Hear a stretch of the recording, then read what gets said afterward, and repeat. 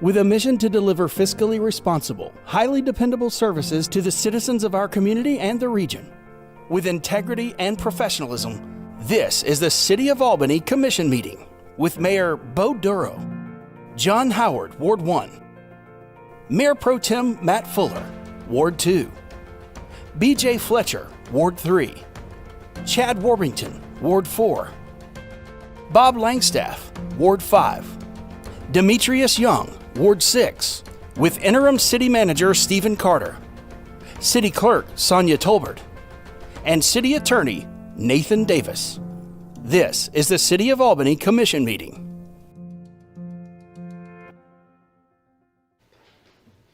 Good morning. This is our first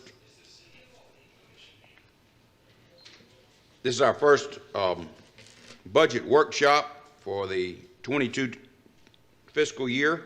Before we got started, Mr. Hill had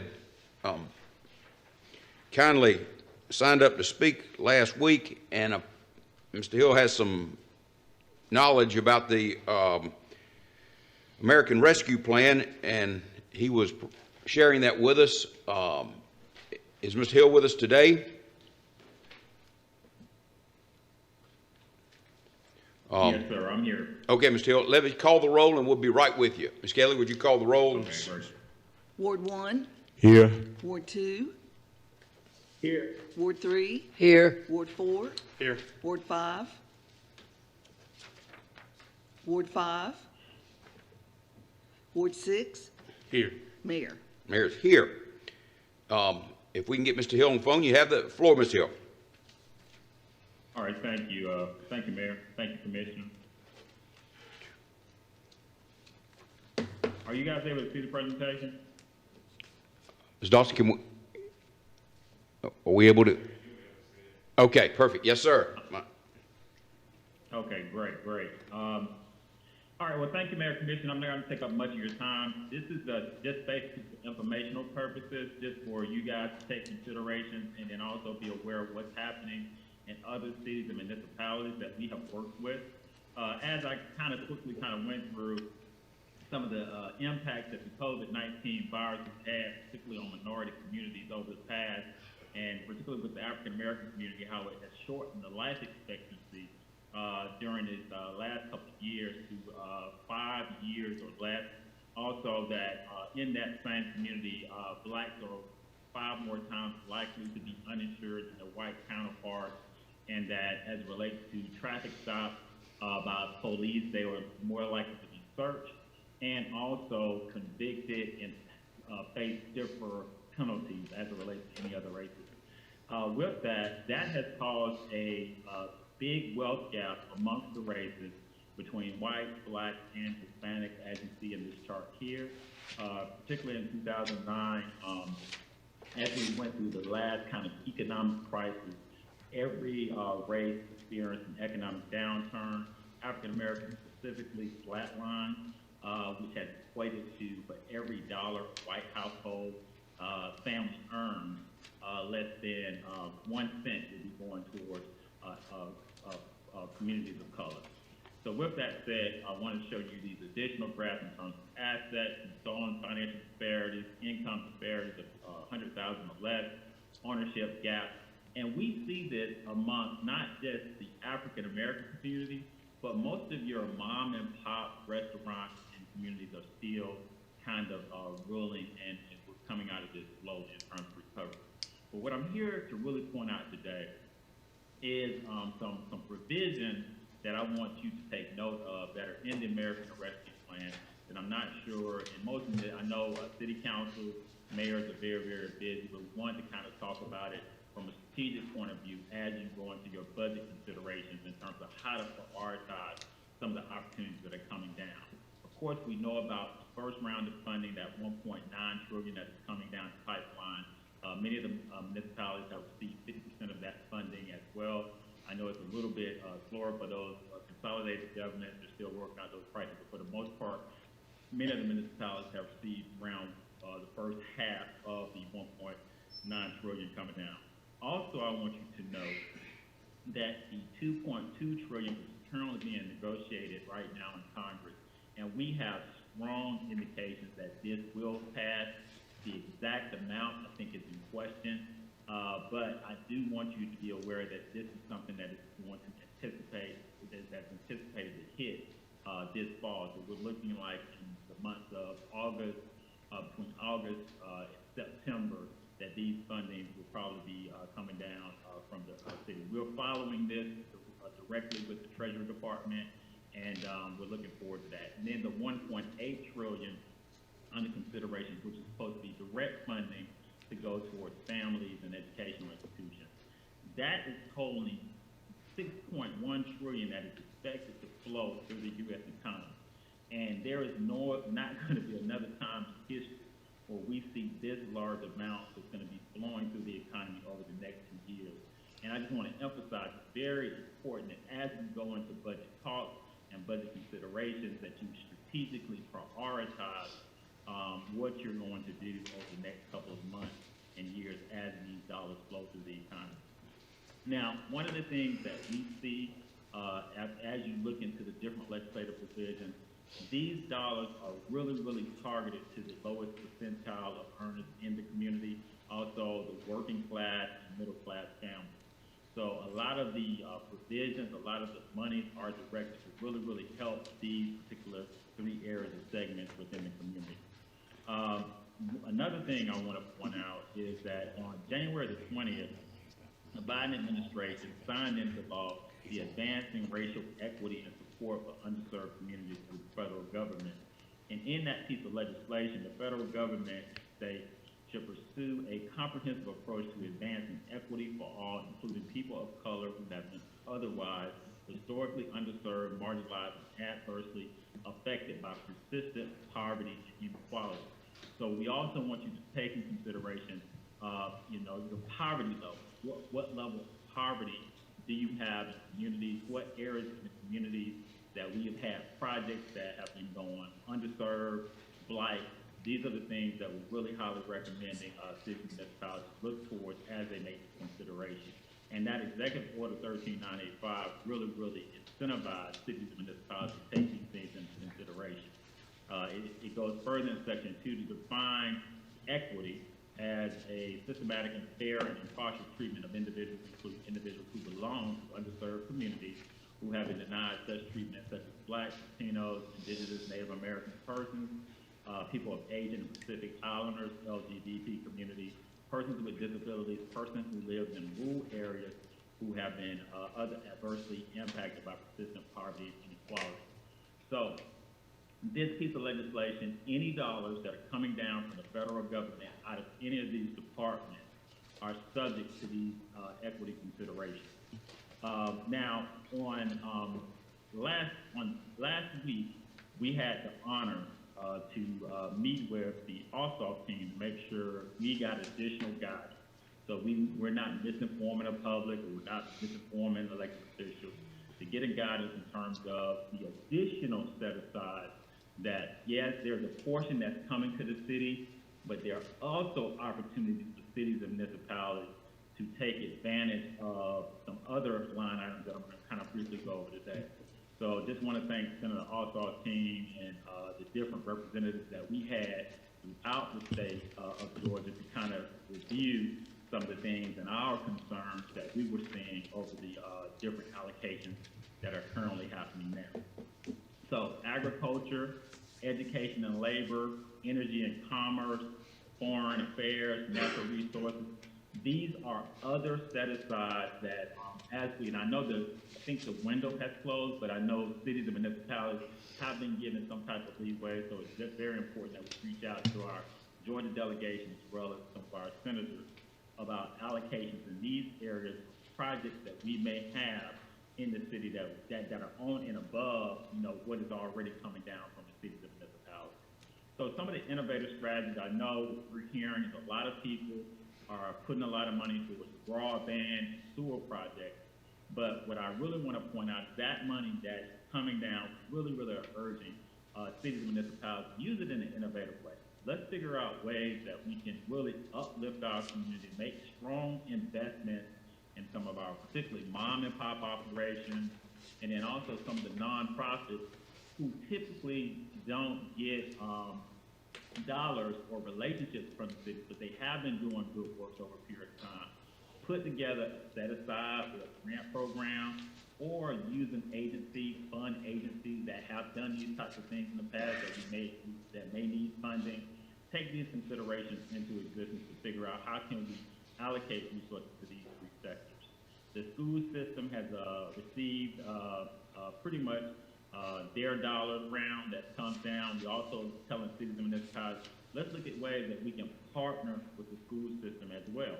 So those partnerships between the cities and the school system, again, districts that have large number of low-income students will get more money per student, because you will see sometimes, like what we're seeing is that some of the school budgets and municipalities are getting 2 and 3 times more than the city.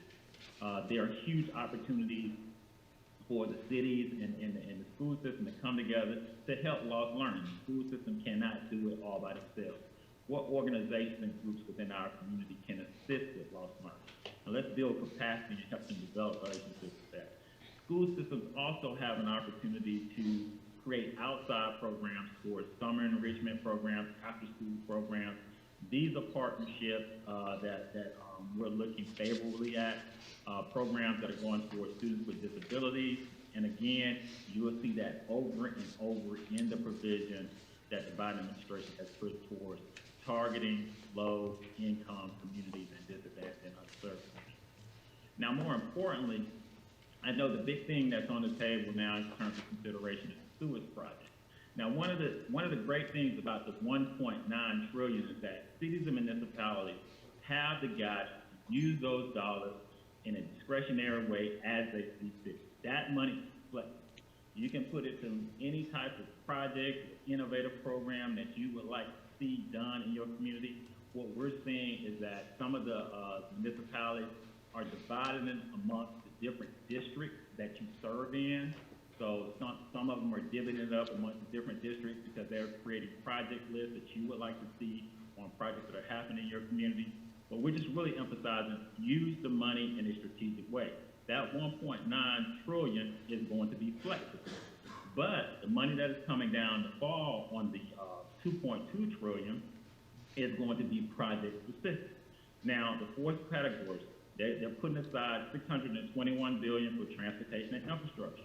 The next line item, $111 billion for water sewage. The next line, $100 billion for high-speed broadband. The next line, $100 billion for power and infrastructure. And you can create green and make investments towards green and sustainable programs and things as well. And it's other provisions in it, but I wanted you to pay attention to those first 4 categories. So when this money comes down, of course, it's going to be a little bit more restricted. It's going to go towards projects that are infrastructure specific. The thing that's being heavily debated right now are the next 4 categories, which is affordable and sustainable housing programs, additional dollars going towards public schools, community colleges, and care facilities, $100 billion going towards workforce development, and $400 billion going towards community-based aging facilities for aging relatives and people with disabilities. So again, just another provisional note for those who have land or land projects that particularly in the rural areas, there are going to be allocations for food assistance programs and things of that nature. So I wanted to kind of point that out because typically when you have different groups that are coming to you for different things, being aware of the different provisions that are coming down to other allocations and having a partnership with those organizations and the city, we can take advantage of as well. So that is really what I want to share with you. Here are some projects that we have been working on. City of Athens put $500,000 aside. They actually divided their $6.6 million amongst 26 organizations to help them build capacity in the community.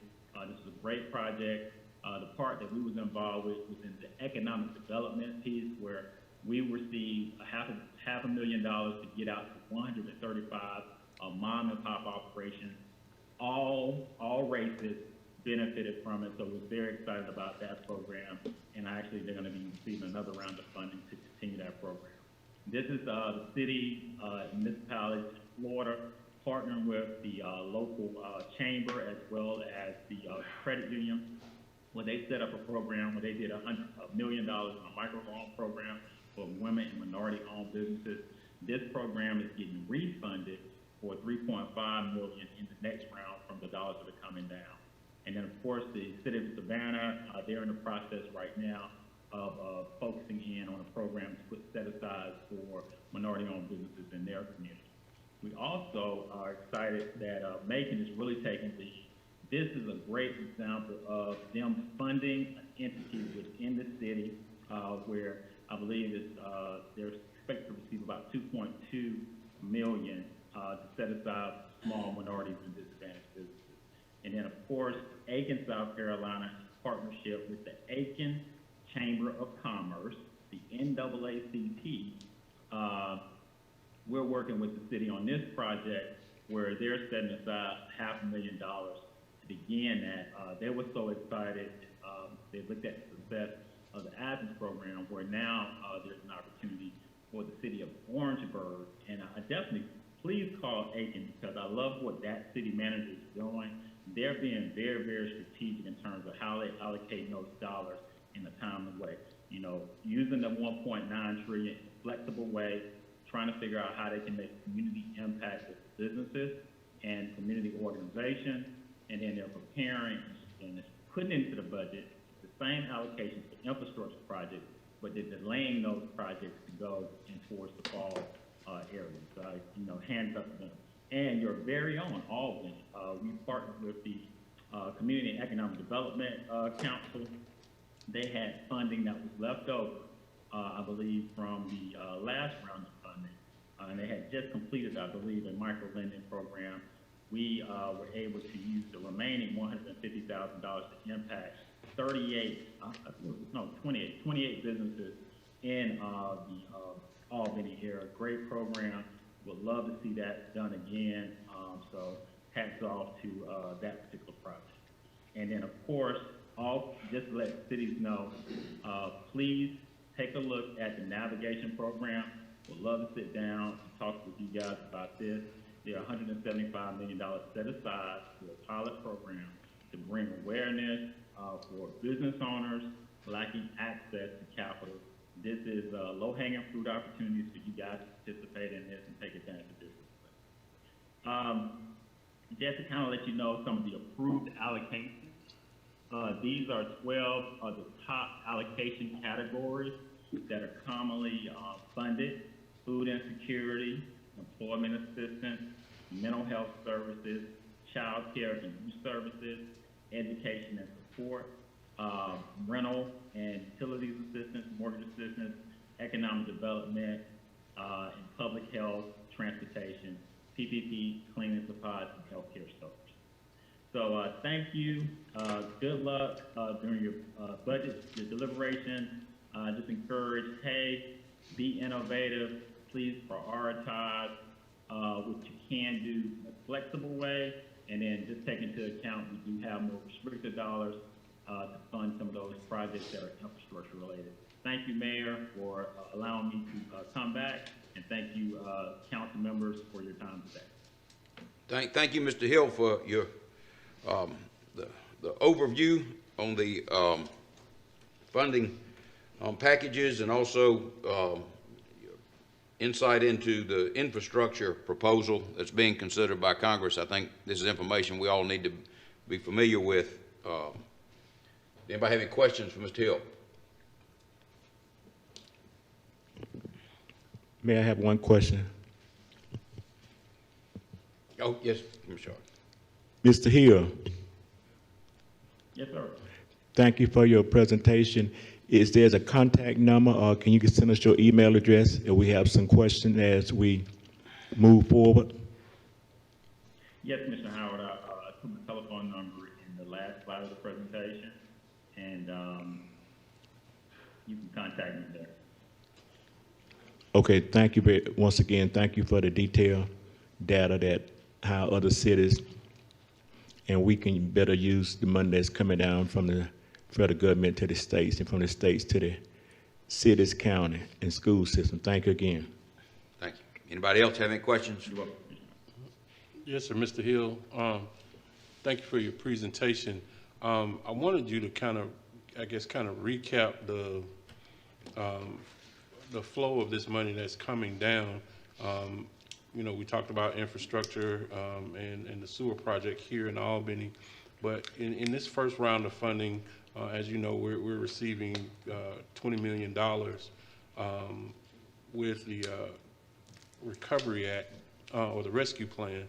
But how do you, or outline again, how do you perceive us moving forward with this money in terms of a priority thing?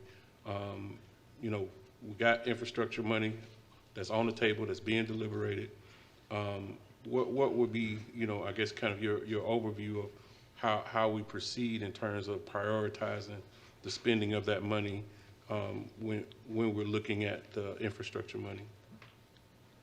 Well, I know many of the cities, particularly in the state of Georgia, because we're working through with other states. But I remember there was an anticipation. Many of the first round of money during the first appropriation under the Trump administration, thanks to the Municipality Association, really worked that out with the governor, allowing those cities. Because I remember the first round of funding only went to cities with 500,000 plus population. So we basically had 4 teeth to get other secondary markets to share in the wealth. And of course, we got a portion of that money, and then that money was pulled back, kind of left a lot of cities hanging. So I know there's some timidness in terms of, okay, well, we got this money now, let's use it, because it's not a guarantee of what is happening with the dollars that's coming down. I don't think that's the case. We have given indications it will be approved. I think there's going to be some deliberation of the actual amount. Will it come out to 2.2 trillion or what? But the bottom line is that there will be dollars that will be flowing down for infrastructure. Unlike what happened in the state of Georgia, these dollars are coming directly from the federal government. So what I'm advised to do is saying, work through your budget, hold your money, but and allocate towards the infrastructure projects that are desired, because we know that's what everybody's being encouraged. Invest in broadband, invest in sewage, stuff like that. But again, if you look behind the scenes, who's really pushing those issues, those are companies that's trying to benefit from that. So again, you don't want to use all of the discretionary money towards dollars that are coming down that are going to be more specific. So what we're saying is that don't rush to spend. Move forward with your budget and your set aside. Hold that money, and if you can, do smaller projects to at least help your district or the individuals in your district that are doing good work. Use a portion of that to do that. But more importantly, know that there are dollars that are coming down in the fall that are going to be project specific. And there's going to be opportunities for you guys to really lobby and get additional dollars and really put your project to say, hey, I may need more money towards sewage. So it's time for us to do that as we engage with our elected officials, because we are very confident that those dollars are going to come down for infrastructure projects. All we're saying is, don't blow all the money right now. At 1.9 trillion, that 20 million that you're talking about, which can be used as you guys said, put it in reserve, do something with it, and just kind of delay any type of commitment towards anything that's going towards infrastructure till we see what happens in the fall. So it creates a win-win situation. It's like we have this money in reserves, move forward with our decision making, but at the same time, we know we got additional dollars coming down for infrastructure, and we have an opportunity to even negotiate more dollars for the infrastructure dollars as they come in the fall. That's my recommendation. Okay, thank you, sir. Thank you. All right. Yes. All right, thank you, guys. I'm sorry. Hold on, Mr. Hill. Oh, I'm sorry. Yeah, Mr. Hill, thank you for coming to talk to us. So can you're giving us ideas, recommendations. what is your role? Who do you work for? Where are you located? I've just never met you before. Oh, no problem. I'm located in the Atlanta area, Snellville, Georgia. My group is the Marketplace USA. And basically what we've been doing is really working on different projects and groups. We help form private-public partnerships between organizations, groups, and cities to help them build capacity throughout the southern region.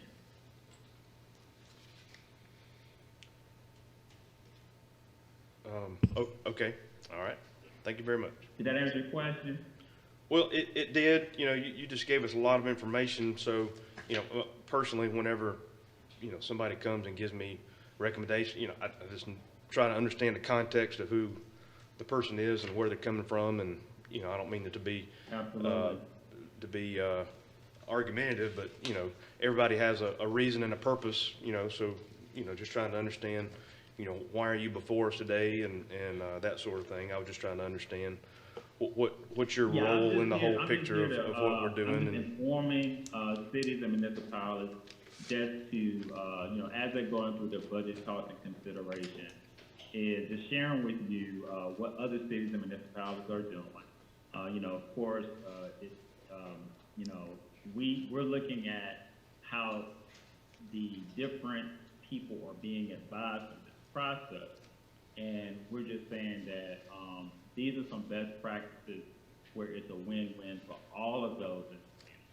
And that's basically what I'm here today, for you guys to kind of consider, you know, what are your priorities in terms of your budget talks and things of that nature. So it's just here for informational purposes, that's it. Okay, all right. That's it, Mayor. Thank you. Ms. Hill, thank you for being with us. We appreciate the information and your presentation. All right. And Mayor, look forward to meeting you in person one day. Thank you so much for your time. Hope to see you in Albany. Mr. Carter, one thing, I mean, you and I learned about the rental assistance program. I don't know if staff knew about it. I certainly had no idea, just like I say, the magnitude and complexity of these initiatives, the two and possible infrastructure. But one thing of interest today, Ms. Hill pointed out there's money available to address food insecurity. And certainly if we could access some of those funds, the project down at the old Winn-Dixie on Radium Springs Road, I mean, you know, we had a request for funding, and I think the presenter advised us she was going to get us a budget. But, you know, if there's money available for that, we certainly need to look into it and pursue it. All right, we'll definitely do that, but I think one of the things he was talking about was not that there was brand new money, but that the existing money that we had can be used for one of those 12 projects. Those were some of the priority things that they thought the money should be allocated to. So food insecurity is not a new funding source, but they're saying that it could be one of the priorities that we use for the funding that we already have. Okay. All right. Well, I would just like to know what the procedures are for applying for the funds that are available in the rescue plan. And I mean, there might be new money, you know, and that's a little bit. We'll definitely look into it. Yes, sir. Okay. Mr. Wright has signed up. This is a workshop, not a meeting, but we'll let Mr. Wright speak. Mr. Wright, you want to come down?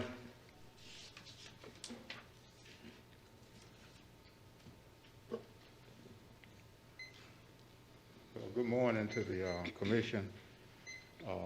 Does everyone have a copy of this presentation? He didn't get one. Commissioner Howard didn't get one.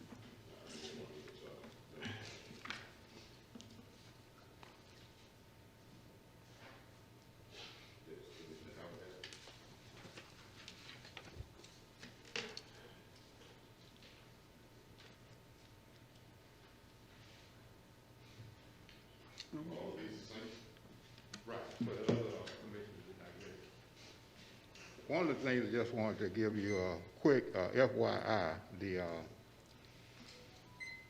Mr. Hill was going over some things, and I just wanted to share something. Some of you may not know, but Mr. Hill's father lived right here in the city of Albany. And he's been a DJ in the city of Albany on WGIZ radio for 40 years. He comes by my office almost every other day. So if you ever heard of Mellow Mike on the radio, that's Mr. Hill's father. Now you know.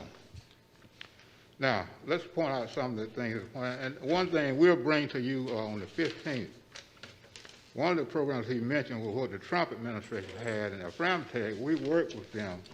We gave you a handout on June 1st.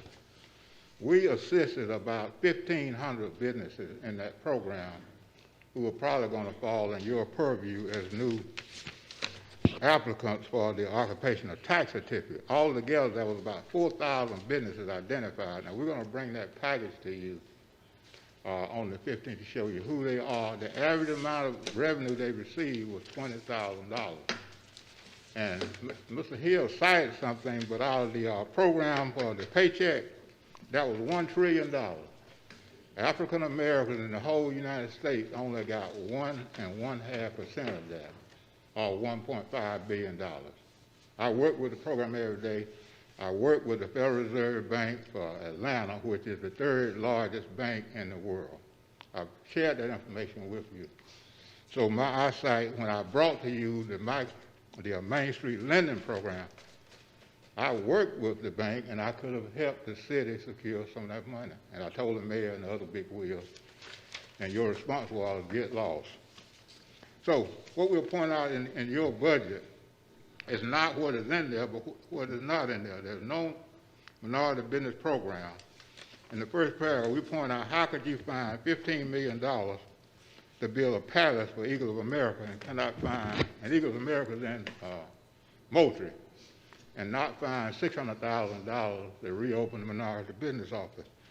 It does not require a new disparity study because the last plan was never accepted, not implemented. So if you want to blow another $500,000 as we did with that, go ahead. That's what we'll point out. 25% of this $290 million waste. Today you're going to be looking at the general fund. Now what the city is doing is you're waiting till the last minute to put in information on the web so we can get it. I had to wait until 2 o'clock in the morning before it showed up. But when I looked at it, having been a classroom instructor for 35 years, accounting is just like eating breakfast to me. One of the things in the general fund, there are 19 departments and subsidiaries. It controls 21% of your budget of $290 million. Of that amount, the first one is public safety. Public safety consumes about 60% of the general fund budget, with the police department and the fire department. And what you have to do there and learn to do as we did in the private sector, to set up a tier system so people will not come in here talking about, well, I'm facing all these odds and I got all these powers, I deserve more. Well, every department can make that claim. When we were at Firestone, we set up 3 tiers, one for beginning, one for midpoint, and one for the outlier. That's what you need to look at. The thing about the general fund, 21% of the budget, police and fire getting 6% of it. And of that amount, when you look at it, some of the things they get, they overlook the perks that are in there. For example, do you know the President of the United States salary is supposed to be the most powerful person in the world, but it's only been increased 5 times in 240 years. There was 100 years between the time George Washington became president and the first presidential raise. It went from $25,000 in 1789 to when General Ulysses Grant became president in 1875, 100 years, when it went from 25,000 to 50,000. It was another 40 years before it went from 50,000 to 75,000. And when you look at that, that means public service is important, but you're not there to get rich. And when you look at the perks, suppose you will look at box 13 of the W-2 of the police department and fire department. By the way, the Biden administration has advised us reduce the public. That's 5 minutes, Mr. Wright. Well, you're supposed to reduce the budget on the George Floyd Police Reform Act by 5% in public safety. So that's one of the questions. Now, you have the rest of the information. We'll come back to you with a PowerPoint on the 15th and show you who those 1,500 businesses are that we assisted with no real help from the city of Albany. Thank you, Mr. Wright. Any question, Mr. Wright?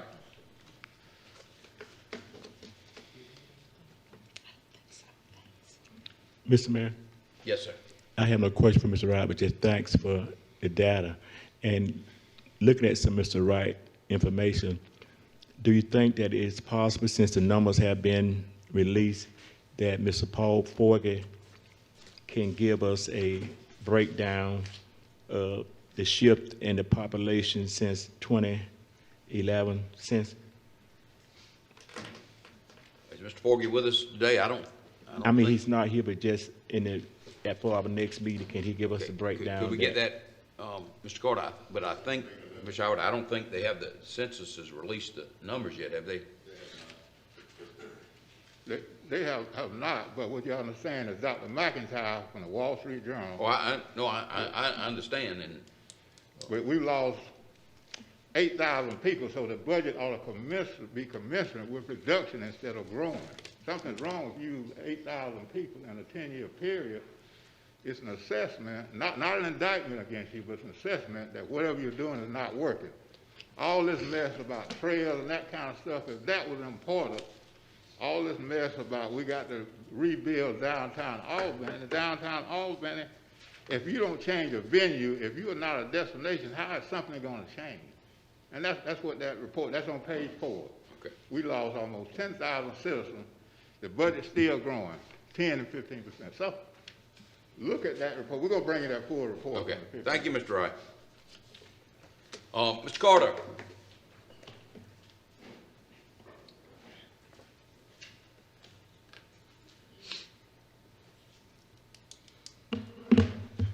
Good morning, Mayor. Good morning. Commissioners.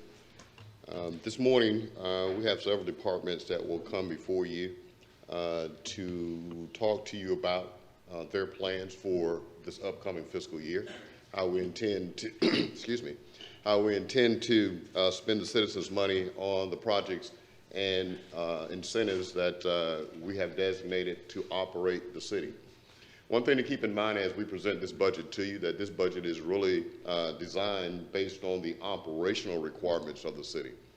There's been several things have come about over the last few days and weeks. A lot of people that's requesting funds for different projects. Absolutely, I think all of those projects are worthwhile. However, as we do this, please consider that we do have a finite amount of funds to work from. So any allocations we make in one place will need to be deallocated from someplace else. As we move forward and work toward coming to a consensus as to what the budget is going to be, one thing that we have really provided is a concrete delineation of those things that we think are important and how we think those things should be funded. As we move forward today and in the coming weeks, that's what we're going to be asking from this board, is a consensus, a concrete plan from you for any changes that you want to make to what that budget is. We're operating right now, or we're proposing right now, a $289 million budget. That budget is comprised of all the assets and revenues that we have projected for this forthcoming year. In order to increase that, we will have to increase where those revenues come from. There's a couple things that I do want to point out to you as we get started today. Your recent decision on the gunshot detection equipment, that is not included in the budget that I presented to you beforehand. So that's $220,000 that we're going to have to incorporate into the budget that we have now. Any new initiatives that come out of this meeting or any subsequent meeting in the future will have to be, again, designated as a new fund or a new expense that have not been funded at this point. Again, we're working from a finite amount of money. Therefore, anything that we decide that we're going to allocate have to be deallocated from someplace else. I did present a budget to you that had a little bit of wiggle room in it, knowing that there were some priorities that you may have. So I try to give you an opportunity to have some wiggle room there without adversely affecting the operations of the city. Again, the budget that we provided to you is basically built to operate the city.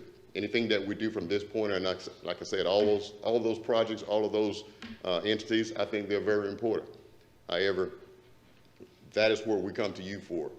We provide the budget that's going to operate the city. Now, we're looking for you to give us some guidance on those other things that you want to incorporate into the budget.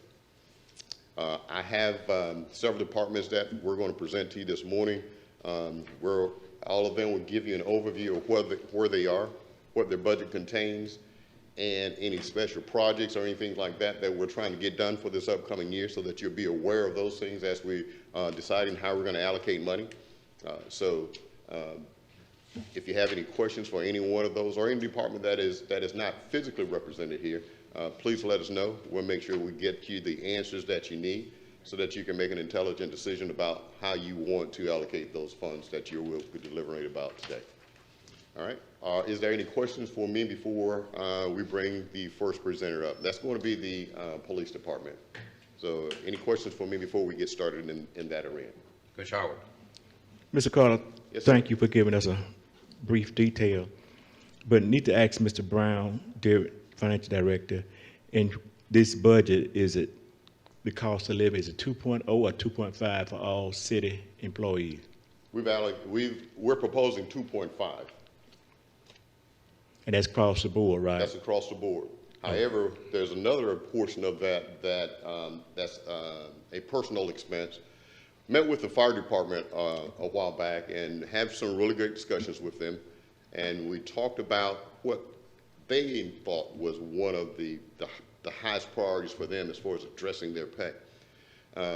And they decided a flat increase would not solve the problems that they think they're facing. So one of the things that they really wanted to do is try to address what they're calling a subordinate supervisor disparity, meaning the subordinates are paid more than the supervisors. So that is one of the things that is incorporated into this budget, is a look at what it will cost to repair or fix that disparity between subordinates and supervisors. But that's not just in the fire department. We looked across the city, because as we're starting to do things, one of the things that I'm really leery of is trying to do something in one area that's going to cause issues in another area. And especially when we start dealing with pay, allocating pay or increases in one area and disregarding the rest of the city causes problems throughout the city. It may solve a couple of problems in a specific area, but overall it creates a morale issue that is difficult to recover from. So as we're looking at things to do, I would absolutely fight as much as I can to make sure that whatever we do, we do it across the city and not just for an individual department, because that does create other problems for us as we move forward. So what you're saying is that in this budget, you said we would go forward, try to get a pay equity for the fire department? Yes, sir. That has already been committed to, and it is in the works. We just need the information back from that group that's doing that, so that we can provide it to you guys, and then we can make a decision how we're going to move forward from there. So do you know when this group will give us a final draft? I've asked for it to be as soon as possible, so I'm looking in, this is June, so July, August at the latest. Okay.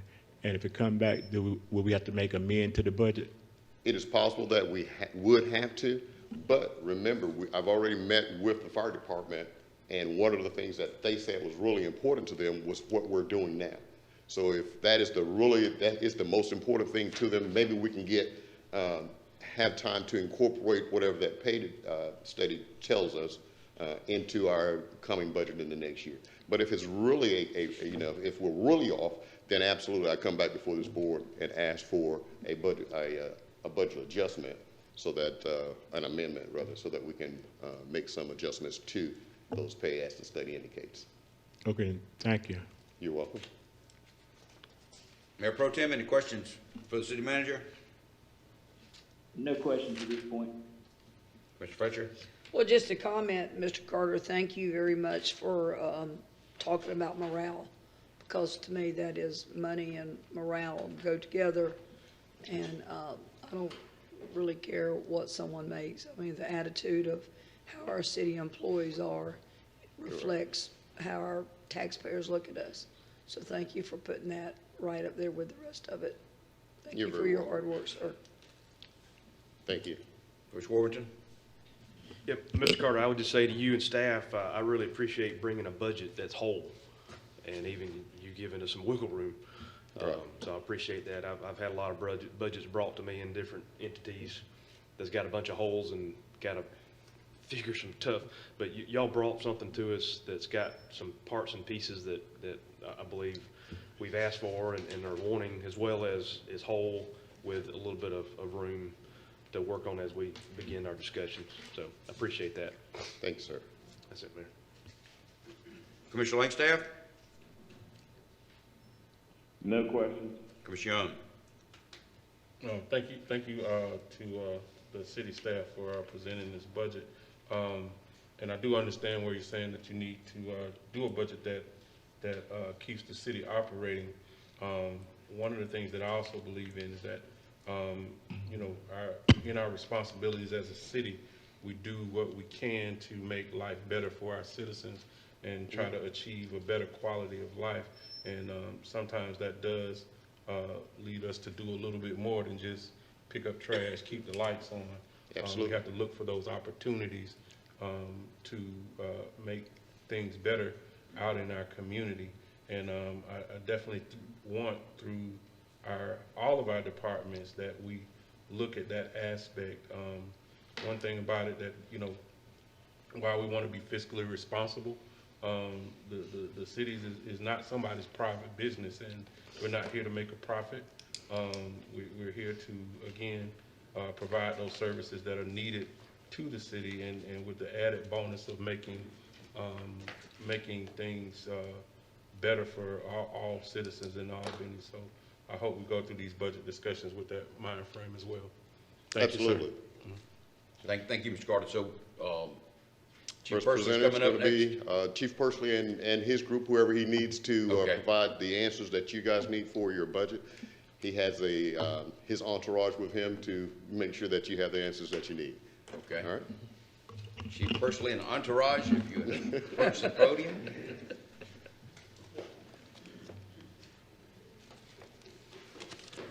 Good morning. Morning. We call it backup. That's all.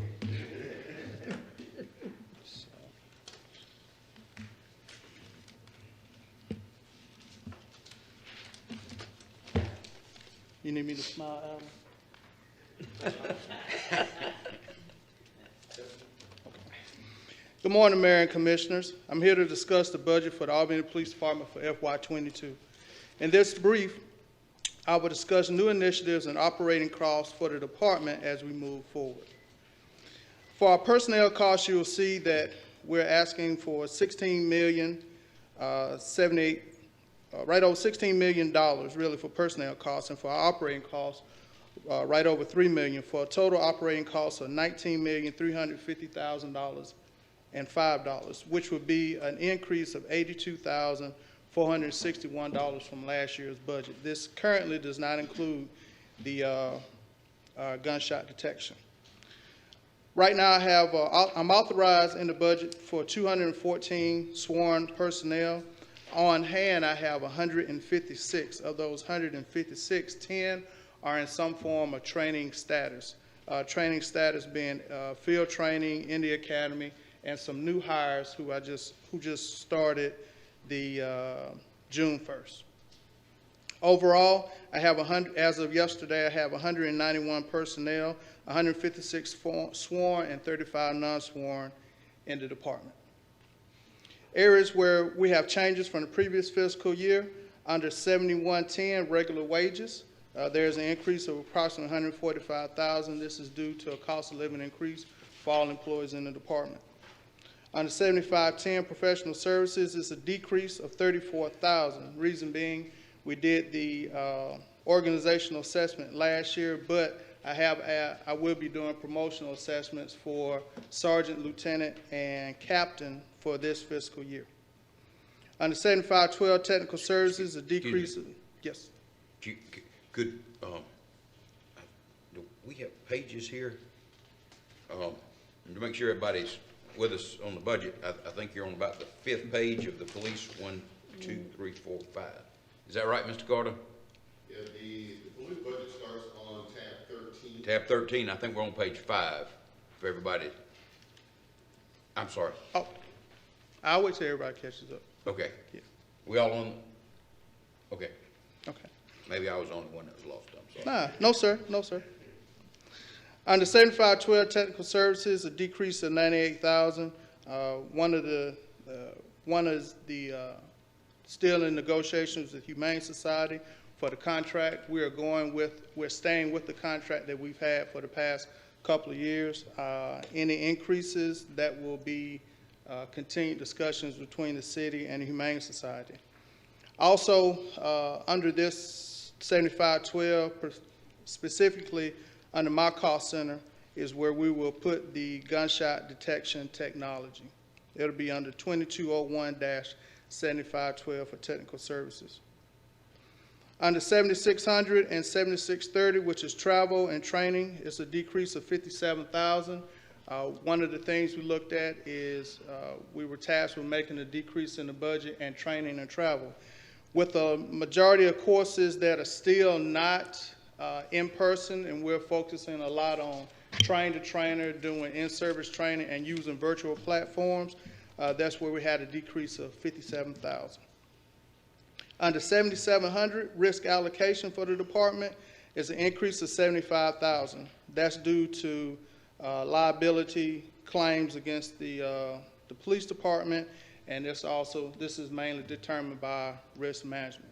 One of the things we're working on is how can we reduce our slip, trips, falls, and accidents so that our risk allocation will go down. Under 7870 for labor, maintenance, and parts, that's an increase of approximately 296,000. This is based on fleet calculations. We are planning to replace up to 29 vehicles, not add to, but replace them. But with our 2015 fleet that was scheduled to be replaced last year, we're having to extend them another year. So with that, based on estimations that there will be an increase in labor costs, equipment, and in maintenance. As you may know, you may not know, Ford has stopped making the Ford Taurus police package. Now they're just making Explorers and SUVs for us. So fleet may run into, down the line, if you're trying to find 2015 parts, that may cost a little bit more. Also, whenever services have to be, that can't be done in-house, it's called sublet. That is tasked out to outside vendors. We don't know the cost of that, what that may be. Under 7880, maintenance for machinery, implements, and tools, a decrease of 79,000. That is due to renewing licenses and service payments that we negotiated with vendors. Also, a reduction in needing certain licenses. Under 7981, the Dougherty County Jail is a decrease of 115,000. This year we were projected to spend 173,000. And with the purchase of a live scan machine that should go online by the end of this summer, we anticipate these costs going down. So when we send somebody to jail, and if they spend a day in jail, then we're charged for that. Well, a lot of these, having our own internal live scan machine, we can arrest somebody, take them to the station, do a fingerprint on them, and release them on the summons. They don't have to go to jail, and that's a cost that we don't incur for the city. Under 8016, for small equipment, it's an increase of 55,000. That is to upgrade the current tasers that we have to a newer model. They were almost out of their life expectancy. So previous initiatives that we had for the fiscal year, we achieved 3 of the 6. The other 3 were assigned to code enforcement. Code enforcement was taken from the police department last year, so we didn't do those. We received a 6% salary increase for sworn personnel. We did purchase the live scan machine, and we completed the organizational assessment for the police department. For the upcoming fiscal year, these are the initiatives. First, the implementation of the gunshot detection technology for 1 year. We're also working on the developing a 5-year recruitment and retention strategy, discussions I had with the mayor. We will be adding 2 positions. Well, we converted 2 vacant positions to these civilian positions of intel analysts, and these will assist with improving our information collection and build upon our criminal intelligence analysis unit. We also will be adding 3 positions we converted vacant positions to, we converted 2 vacant non-sworn positions to community safety officers, and 1 vacant officer position to community safety. So we'll be adding 3. One of the recommendations out of the organizational assessment is that we need to double our community safety officers. Our plan is over the next 2 years, where this coming fiscal year and the next fiscal year, that I would like to go from 10 community safety officers to 20.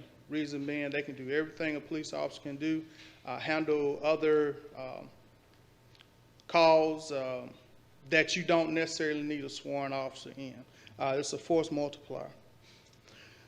We're in talks with Aspire on developing a co-responder program. What a co-responder program is, Aspire is applying for a grant to where they have a licensed clinician, and this clinician will be partnered with one of my officers, and they will go around and they will deal with mental health, substance abuse calls. And the good thing about this is, before, and I've been in discussions with Aspire for like 2 years on this, is that before a person has an episode on Saturday night in the middle of Jefferson and Oglethorpe, it would do us much good if we could reach that person on Thursday afternoon, especially if they haven't been to their appointment, or you catch them right before they go into their episode, and you're able to get them treatment. That's the biggest purpose of a co-responder program. This clinician and officer will be partnered together. We want to use it as a pilot program here in Albany, and let's just see where that goes. But it's contingent on them receiving the grant funding. Also, working with the Morehouse School of Medicine, we had a meeting last week to where law enforcement agencies, including the DA's office, what programming are we currently doing that they may want to fund. One of the programs that I brought forth is we do a cognitive behavioral therapy program with at-risk youth. Under the Department of Justice, we received money for Project Safe Neighborhood. Between Albany, Macon, and Columbus, we agreed that we would use this funding for community outreach. Over the past 2 years, that's what we've used it for. Juvenile deterrence through addressing curfew violators. Before COVID, it was helping sustain our teen police academy. And we were in the works of developing a leadership academy for teens, after you finish the teen police academy, you transition to this leadership. But COVID derailed a lot of that. The one thing we were able to continue with is a cognitive behavioral therapy program, which I support. And what that is, we have 2 vendors now. They sit down and you just have this, it's like a therapy session with at-risk juveniles. And the whole purpose is how can we effectively engage with them proactively so that they can make better decisions. So that's one of the things, and life choices. That's one of the things that I asked through this grant to help them partner with us to continue that. Next week, I'll be coming to you requesting permission to seek a grant under the Department of Justice community, it's a community policing micro grant. Under this grant, 3 areas that I want to focus on. One is a community co-production policing. As you may have read in the assessment that was done, that was a recommendation to where how can we better service the public by bringing law enforcement, well, we'll say the Albany Police Department and community together, not just in discussions, but actually being involved in discussions on how we conduct our operations of the department. Another part is in youth involvement. With this grant, I would like to, should we get this grant, help fund the Albany Darty Youth Unit. And a third phase of this grant deals with community violence intervention. I've talked with Scott Steiner out at Phoebe, and one of the things that we've talked about started last year, and you may have heard it, I know former Commissioner Henry Matthews brought it, addressing crime through a public health standpoint. And one part of this community violence intervention in this grant is a hospital intervention effort. And under this effort is gunshot victims come to the hospital. Doctors, let's treat it like a person as an injury. Go back and find the root causes. Under this grant, that's one of the things you want to do. Let's find the root causes. If you go back and find the root causes and address it, then you could potentially avoid any further issues. So those are my initiatives for this upcoming fiscal year. Also, as we go through the assessment, we'll look at what other recommendations to bring to the board for the next fiscal year. So subject to your questions, this concludes my portion of this brief. Thank you, Chief. Yes, sir. Any questions, Commissioner Howard? Chief, good morning again. Morning, sir. In your open remarks, help me to see that I put the right notes in. You did say as how many interest level officers you are short today? As of last night, 34. 34? Mm-hmm. Okay. And the current status of the gang task force, how many are you short? I'm supposed to have 14, but I have 7 assigned. Okay. And in the Albany Darty County Drug Unit, how many you short there? By the charter, I have to have 12 members assigned, and I have 10. 2 of those are non-sworn, the other 8 are sworn. Okay. And you say you have what? You short what, 10? No, I have 10. Okay, how many? That's 2. Okay, so you're short 2, right? Yes, sir. Okay. And Mr. Mayor, and when reason why I asked those questions was due to the fact in this budget that is my intention that we put forth a concerted effort to recruit and retain and train these officers, because I would say for the last year since COVID was introduced in February of last year, that I had a chance to visit and go to some areas of the community, and some of it's not, I can say it's not conducive. You feel a little uncomfortable. So that's why I said, you know, where we can do something, because I get a lot of calls from my constituents, especially senior citizens, that I was able to stay in during the COVID, but now because of other activity in the community, I'm a little afraid. So, Chief, if whatever we can do, make some amendments to try to get those officers in, because we certainly want to make sure that we have a safe community, east, west, north, and south. Yes, sir. Okay. That's it, Mr. Mayor. Mayor Pro Tem, any questions for Chief Person? No, sir. Chief, thank you. Answered my questions. Thank you for your presentation. Yes, sir, you're welcome. Mr. Fletcher? No, just thank you, Chief. Thanks for all of your hard work. You're welcome, ma'am. Commissioner Warmington? Yeah, good morning, Chief. Morning. The speed cameras that are in our school zones, I think we've got 4 going forward, 4 locations. 4 locations. Yes, sir. Is there any revenue in the budget planned, or are we going into that, 0, knowing that there's going to be some revenue, but 0. 0? Yes, sir. One of the stipulations of that is even revenue that comes in is supposed to be used in law enforcement. It can't go into our general budget. Yes, sir.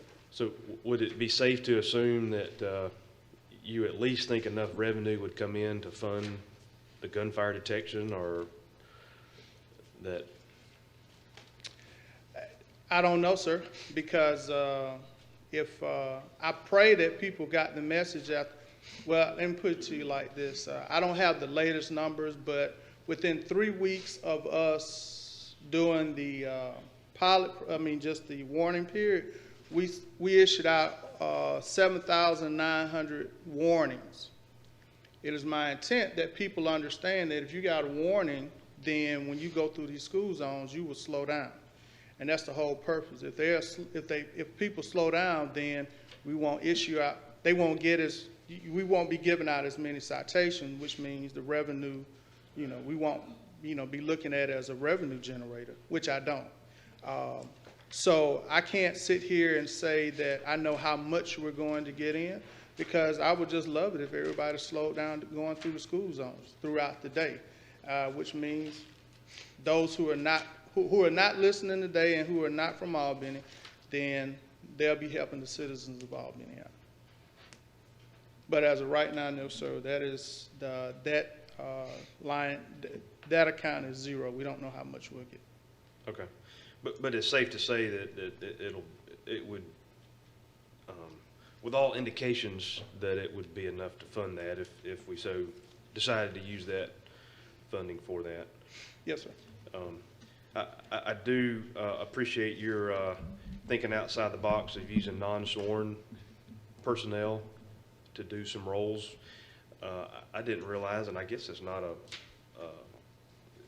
but even like in the ADDU, I didn't realize we had 2 non-sworn officers in the ADDU. I think that's a great. Yes, sir. The original agreement from 1988 stated that the city has to provide 12 personnel, and it kind of delineates. They're not all sworn. So the legal admin clerk who works for I hired them, but they work for the DA office, is one of the non-sworns. And then there's an admin assistant who works for the commander. So the rest of those, the remaining 10, preferably need to be your sworn personnel. Mm-hmm. Yes. Okay. I think that's just great. I mean, the more we can think outside the box, and if it's not a non-sworn duty, that we could use a non-sworn personnel, I think that's great. Yes, sir. Back to your comment about the jail.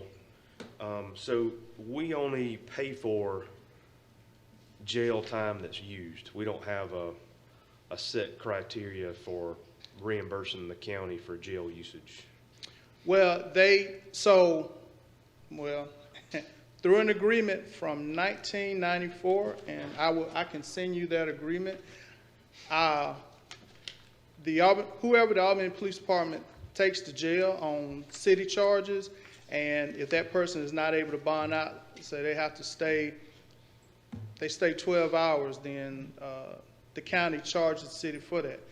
Everyone who the municipal court sends to jail I have to pay for that also. That was an agreement made in 1994. I don't know why.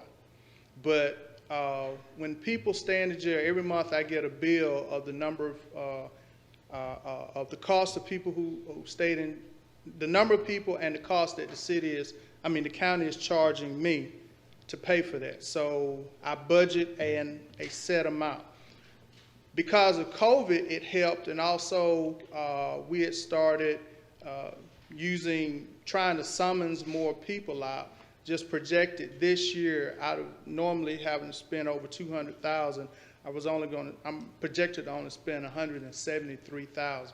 I'm looking at even reducing that more, because when you look at the list that I get monthly, I have a lot of people who stay like maybe 1 or 2 days.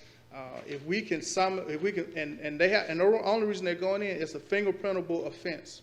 Well, if I can fingerprint those people here, at the police department, and release them on the summons, I don't have to pay for them to be housed at the jail. So I'm looking at some ways how we can reduce cost savings to the city. Yeah, I mean, definitely, of course, violent offenses, that's a whole nother category, but for yes, sir. city traffic offenses, I think that's a great, Suspended license, you can have a disorderly conduct, and by the time we get you to the police department, you ain't worried about who you were fighting. Look, just go ahead, give me my piece of paper so I can get a ride home. yeah.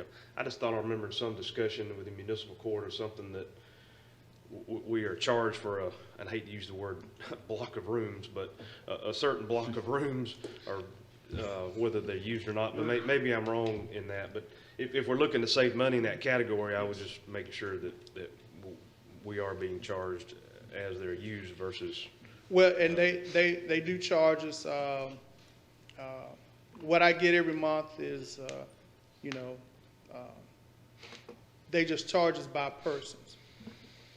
With that, again, I will have to talk with Judge Weaver about the number of people they're sending because I have to pay for that. Okay. The last thing that I would give input in would be this co-responder program. I do appreciate Aspire, going to find funding and grant funding. I would just say from my standpoint it is important to move forward whether or not the grant funding comes through or not. And so I don't know where they're at with getting word back on the grant, if it's another month or 6 months, but definitely from a pilot standpoint, within this budget year, I would like to see some progress move forward to even get a program going, even if it's on a small scale with a co-responder, clinician. I think there's plenty of examples throughout the state that most municipalities are going in this direction as an additional way to service and help with those calls. So is it possible to get that started sooner than the grant? Well, funding? if the grant doesn't happen, Aspire does have, and I can never remember this acronym, but it's an ACT team, A-C-T. And basically, these are personnel who are therapists, clinicians, and they currently go out on calls. So initially in discussions I had with the executive director, Ms. Glass, Dana Glass, if I can attach one of my officers to that team, and we could work that out. So if this grant doesn't go through, then that's another option we can look at moving forward on that. Okay.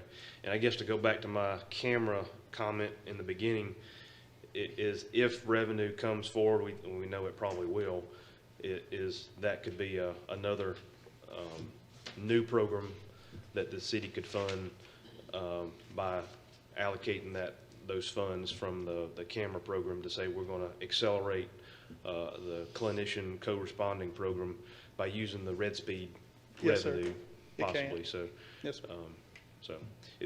so I guess the whole thought is with this additional revenue that may or may not be coming in, which we think it will, is go ahead and have the one or two tools, force multipliers, changes kind of in mind, that when the revenue comes in, that's kind of how we're going to allocate. And even as we communicate with citizens, and sure, we've already gotten the feedback, the negative feedback of, hey, I got these warnings. We'll also be able to counteract that with a positive, say, hey, this is how we're going to use the citation funds, is by having these couple of programs that's going to strengthen and increase our community. Yes, sir. So, okay, that's it, Mayor. Thanks. Commissioner Langstaff? Commissioner Young? No questions. Thank you, Chief. Yes, sir. Yeah, Chief, let me get these numbers right. So it's 214 budgeted positions, but that includes 35 non-sworn employees? No, sir. No, it does not. The police department is budgeted this year 247 overall. Of that 247, 214 are sworn positions. Okay. And then the other 33 are, 33 are non-sworn positions. So today we have 156 sworn officers and 35 non-sworn. So we're 58 officers, sworn officers down. And that's from entry level is, I have 34 entry level vacancies, and the remainder at the corporal, sergeant, and lieutenant level. That's why I'm doing a promotional assessment this year to try to fill the majority of those vacancies. Could we get a sort of a graph showing of those 156 officers by years of experience? I sent that out. You did? Yes, Okay, sir. I apologize. Okay, thank No you. problem, sir. On the 25th of May, I sent that to the board. Okay, I'm sorry, Chief. I get to you now- again. Now, you don't have the mounted patrol anymore, do we? No, sir. Okay, that's on page 18 under description. There's several, the one thing it talks about when the city commission meets, it says you meet on the second and fourth Tuesday. Of course, that's changed, and that needs to be corrected. But under police buildings, it talks about the mounted patrol. You use this term, and I don't know if it's a word or not, fingerprintable? Yeah, fingerprintable offenses. Okay.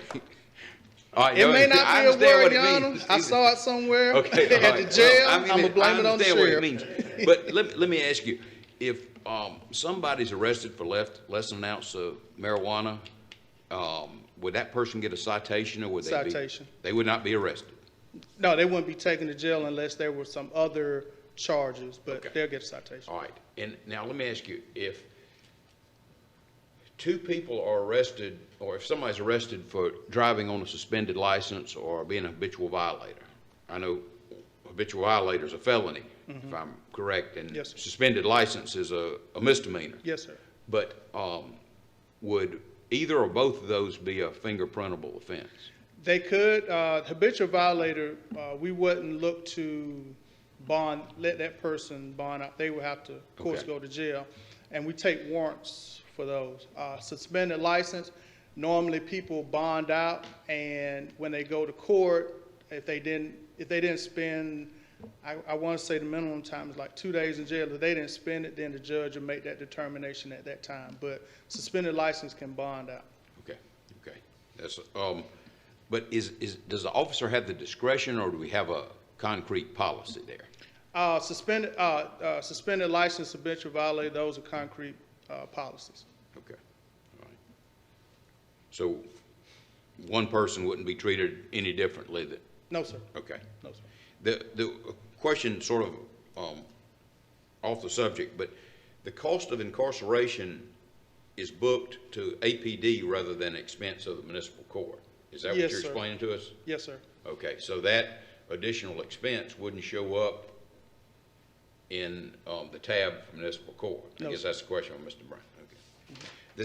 The one issue I have, again, Chief, I mean, I was disappointed that Barry Dunn didn't specifically address it, but I think we need to have some discussions about consolidating the drug unit and the gang task force. I thought that would be a recommendation, because for the reasons we all know, the activities of gangs overlaps with the trafficking of controlled substances. Well, one of the reasons, that was explained to me, is they didn't want to back us into a corner. They wanted us to make that decision. That would be a decision between the board, of course, yourself, Mr. Carter, or whomever. Well, I'm saying Mr. Carter if he's the city manager, but the county commissioner and the county chairman. That we have to go back and, again, this is an agreement from 1988. Okay. That's had a couple of updates, but it would take all of us to discuss going forward. Okay, in that vein, Mr. Davis, can we get a sort of a summary of the different agreements, and so we can determine what the city's long-term obligations are with the drug force and drug unit, and if we can explore whether the county and the sheriff's department would be interested in consolidating the units? I mean,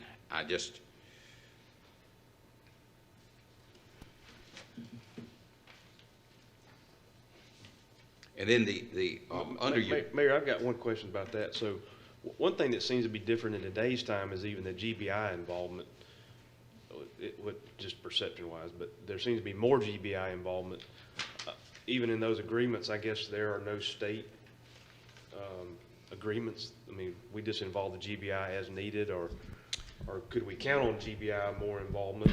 That way we could have less of our, or how does that? No, well, the purpose of the GBI, the plan had been for, I want to say about 4 years ago, they wanted to put their next regional drug enforcement office here in Albany. They primarily cover 43 counties. So their role is everyone kind of at the upper level, I mean, mid to upper level in this 43 county area. That's who they target. Whereas our drug unit, they specifically focus on, within the county, the city and the county of Albany. Now, once they do find that there's a target that it goes over jurisdictional boundaries, then that's when they can call in. Previously, before the GBI came, you could reach out to the GBI, but they only had like 2 people who worked drug enforcement for the out of the Sylvester office for this thing. I can't remember how many counties, region, but it's multiple counties. And trying to get the DEA involved, I mean, that was kind of rough. But with the GBI here, those targets who come in and out and they're going other places is easier to work. So now, while we do have a consistent partner to handle those major traffickers who don't live here, and they do their work here, but they go elsewhere, or maybe they use this as just a drop-off point. The drug unit can focus on put definite pressure on our local people. So it's not one replacing the other. It's 2 units that can benefit each other. Does that answer your question? Okay. Didn't we order some hybrid vehicles? Yes, sir. Are they delivered? Not yet, sir. Well, I take that back. I have 8. The first 8 came in with the gang unit. The remainder, we're waiting on delivery from Ford. Okay. Yes, sir. All right. And you mentioned they're not making the Taurus anymore? Ford stopped making the police Taurus. What's the model of the hybrids? SUVs, They Ford are? Explorers. Okay. Yes, sir. Okay. All right. Mr. Carter, could I ask Mr. Brown to come down? I have a question for him. No, Chief, you can stay. I just wanted to get Sure, man. some,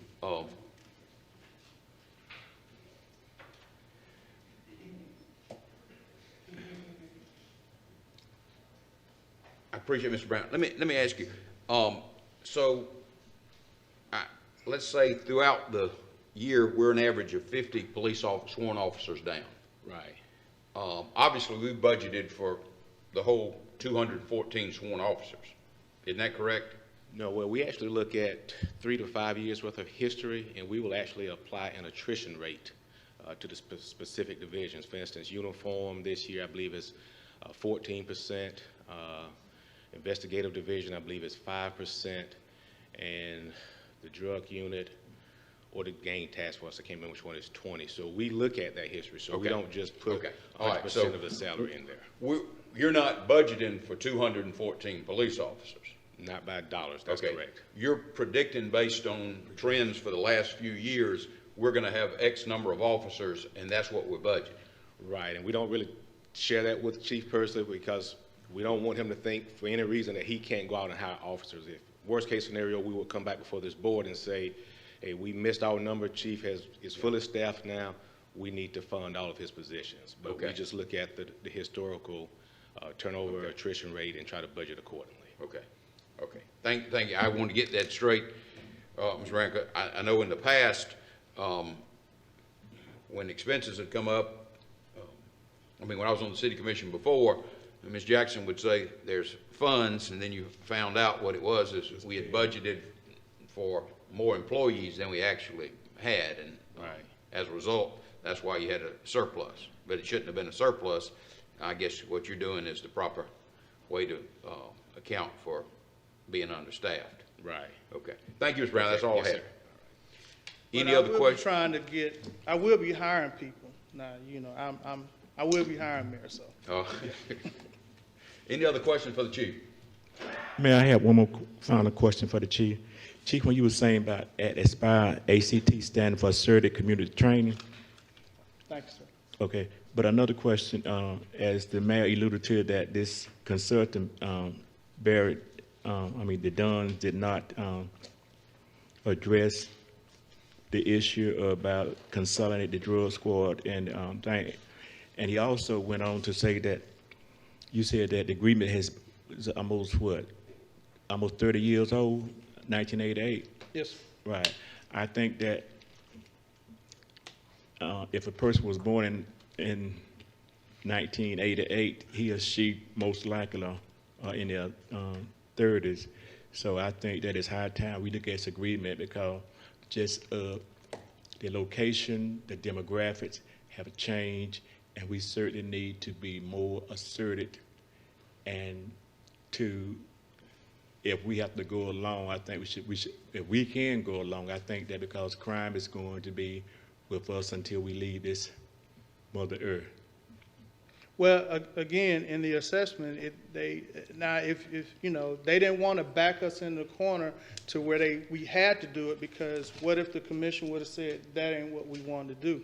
They wanted to give us some leeway to say this is something you need to consider and bring it up for the discussion, and that's what we do. It is way past. I agree with you, Commissioner. It is way past time to bring this up to discussion again. So that's something I would push for from the board side, that we had that discussion this year.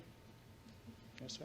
I certainly agree, and if I'm alive, you certainly have my vote. Let's go forward with it, because the sophistication of internet, social media, things in nature, way individuals participate in unwanted behavior have changed. So we need to make sure we are abreast and to let them know if you commit a crime in the city that you will be punished. Well, I would say if you commit a crime in the city, we'll arrest you. Now, whether you be punished or not, I don't have control over that. Well, that would come from the DA office, so we certainly need to chime in and work closely. Because you can arrest them today, and this afternoon they're probably out. So we need that discussion with the DA also. Yes, sir. Thank you, Mr. Mayor. Any other questions for Chief Person?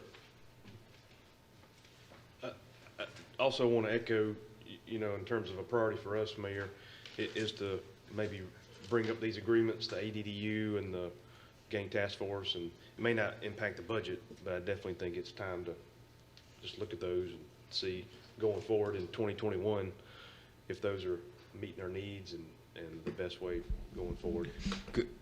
Could I ask, Ms. Davis, in addition to a summary of the agreements with the county and maybe the sheriff's department, if it's a party to the drug unit, could we also have a sort of a summary of the genesis of the gang task force? I remember that's within the last 10 years, hasn't it been? No, tells us in here. yes, sir, within the last 20 years. Okay, all right, and if we can, yes, sir, and maybe we should utilize the city clerk's office to find out whether there were any discussions about assigning gang investigations to the drug unit, you know what, so we can make an informed decision going forward. But I certainly, I mean, I understand, and today's not the time to talk about it, but you get different agencies, and particularly like the drug unit, where under nobody's control and under control of various entities, people start to get siloed even in law enforcement. You know, somebody's using an informant that's breaking into somebody's house and investigations, then, you know, we don't need officers saying, you need to let Mr. Durr go because he's helping me. I mean, Yes, sir. But with that, Chief, we appreciate your presentation. And Mr. Carter, yes, sir. Thank you all. Have a good day. Would that be an issue that we could bring to the Public Safety Task Force to kind of marshal that whole process along? Yeah, that'd be a place it could start. We can add that to our agenda. Okay. I would ask, am I to stay or can I be excused? I'll excuse my people. Thank you.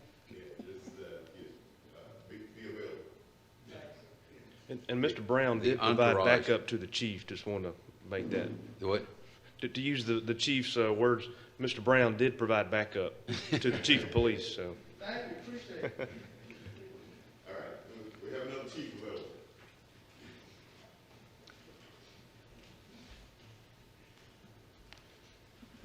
Good morning, Mayor, Commissioners, our city manager. It is certainly good to have an opportunity to stand before you today as Fire Chief and Emergency Management Director of this great city. I want to, before I begin my remarks, what I'm about to present to you does not come out of the brain of one person. I want to I'm joined today by members of my team who worked diligently on the budget. Assistant Fire Chief Ruben Jordan is here, please, Chief Jordan. Administrative Manager Latanza Mosley. Our 911 Communications Manager Sheila Sims, and our Emergency Management Specialist Lauren McGrath. And raise your hand, Ms. McGrath. And then not with us today, of course, is our very fine Deputy Fire Chief Stephen Burns. So I wanted to begin with that. I stand before you, but not on my own power and will. It is because of the dedication of many, many who work on behalf of this city. The fire department, of course, consists of fire services, 911 communications, and emergency management. The department consists of 216 allocated positions, with 177 being listed under fire services and 39 allocated positions in the 911 Communications Center. The proposed budget for fire is $15.7 million, and the proposed budget for 911 communications is just a bit over $2.4 million. I want to talk for a moment about goals, and we'll work our way through the budget. Our goals this year, one is to enhance our fire and emergency management and 911 communications education efforts, to broaden our Hear the Alarm and Escape Unharmed program, to enhance our Fire Safety Blitz program. In fact, we've been in discussions with bringing in someone from community development to go out with us on our Fire Safety Blitz programs. Also, expanding the number of emergency preparedness and resilience presentations made during the year. Have a goal of maintaining and improving, where possible, the percent of calls answered within 2 minutes in our 911 center. Our FY22 goal is 98%. To maintain and improve, where possible, dispatched calls within 2 minutes. Our goal for FY 2022 is 90%. As we begin to look at our major expenditures within the department, and I'll talk more about how many people we have and vacancies and all in a moment, but I want to call your attention first to one area of increase, and that is an area of 2301 7120. That should be on page 82 of your document. You will see there an increase of $140,981 there. The adopted budget for 2020-2021 was $659,019, and for the coming year, it is slated to be $800,000. We are budgeting for a 16-person recruit class, which means we have, of course, 16 vacancies in suppression. During this time, we will be paying the recruit salaries plus the salaries at overtime to fill the slots on the line. During this past year, we were paying about $50,000 per pay period, or about $100,000 per month in overtime. However, it is important to note that we had some 4,351 hours of COVID pay. COVID was coded as either out of work due to COVID, quarantined, or out for child care. Unfortunately, we do not expect another surge of COVID-19. If you'll look there next at 7130, that's 2301-7130 in part-time, you'll notice a decrease there of 130,000 there, as we only have this time 7 part-timers remain with our department. This past year, we're projecting to spend about $3,000 per payday on our part-time. Next, increase is in uniforms, 2301-7230. There's an increase of $110,000. The adopted for 2020-2021 was $145,000, and then we're proposing for the 2022 budget of $255,000. That is due in part to $140,000 of this budget is due for turnout gear. That's the heavy suits you've heard me appear before you most recently. Turnout gear, you may remember we purchased some 65 sets this year, and during the coming year we will make the second installment of purchases for an additional 63 sets. We are trying to stagger the purchases so that they will all not be due for replacement at the same time in the coming years. This will leave 35 sets to purchase next budget year for a total of 163 sets of turnout gear. The next area is under professional services, 2301-7510. We have a $32,100 increase in this line. This is due to our upcoming promotional process, which will cost about $36,000, and we are budgeting also for employee physicals in that area for some $7,000. The next area is in small equipment. There's a decrease in small equipment there of $10,540. That small equipment line is 2301-8016, a decrease of $10,540. Reason being, we were able to make some higher cost purchases this year. Just a couple, I won't name them all, but just a couple. We bought flashlights. We were able to purchase, cost us about $17,000. We bought a rescue rope for approximately $30,000. So we were able to decrease that small equipment line item. I'll just briefly talk about capital projects for a moment. We do have some important capital projects coming up. One is a siren replacement, siren number 1006, which is out at East Highland and Radium Springs, projected to cost some $37,000. We will also be in year 2 of our SCBA replacements.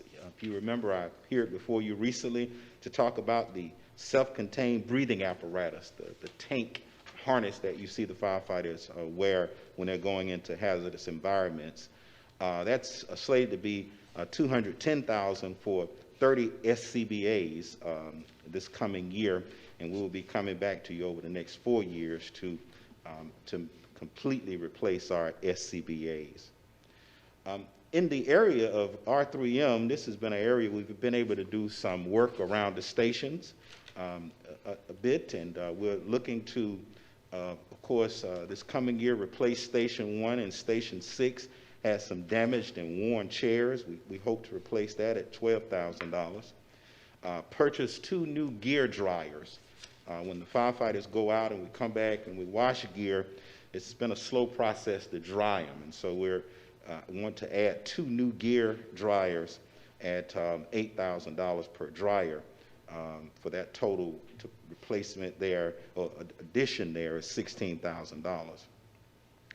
I'll finish up and then I'll open up for questions, but I did want to mention 2 initiatives that I'm very excited to bring forward to you.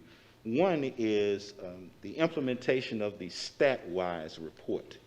The StatWise report will allow us, I believe, to continue to operate in a professional way based on data, which we will begin to review monthly. Data all across the spectrum of our department. And so we're excited about that and bringing that forward. Also, we're implementing the wide area search training, which is something that we're excited about as well. We had cruise training this past week on this, and wide area search training, you may notice throughout our community, these big boxes that are vacant. You can call out any number across the span. One is, for example, we have two, for example, right at Slappy and Gillianville. I believe one was an old movie theater, and I think the other one was a grocery store. Those are called big boxes, and so if they were to have a fire inside, it's very dark, smoky, firefighters can get lost and disoriented. And so what you do is you implement wide area search training with rope practice so that firefighters can go in safely, search, and then find their way out. So we're excited about that and moving that program forward. We've been wanting to do that since my arrival in 2018, and now to see that almost being implemented, we're excited about it. So with that, I'm going to stop there. Certainly I'm here, and team is here to answer any questions you may have. Commissioner Howard, any questions?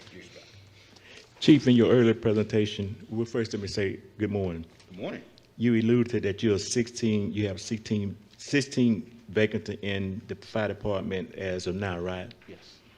Is it your hope that you will have those positions filled by the end of this year?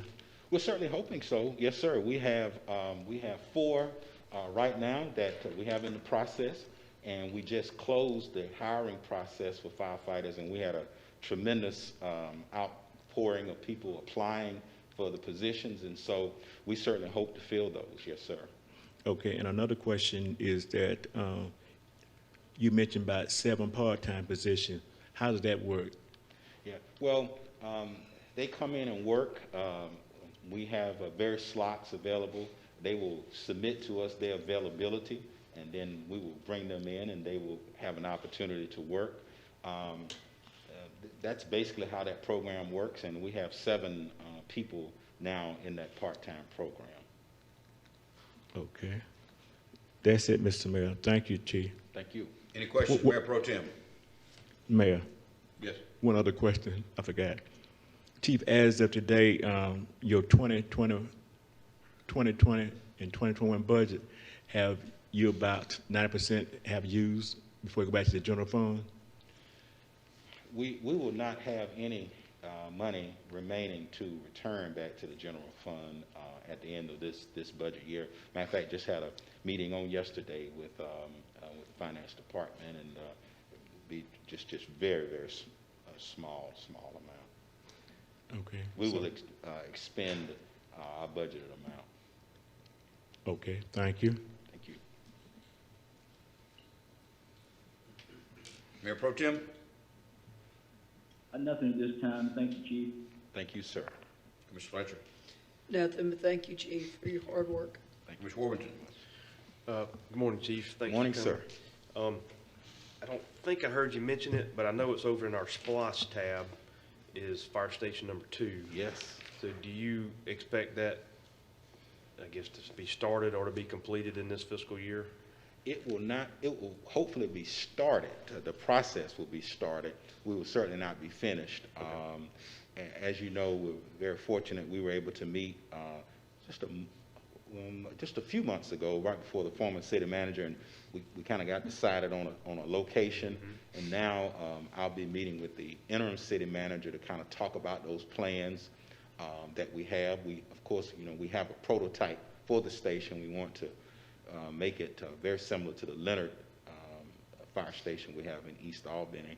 And so we have a prototype there ready to go, a location now.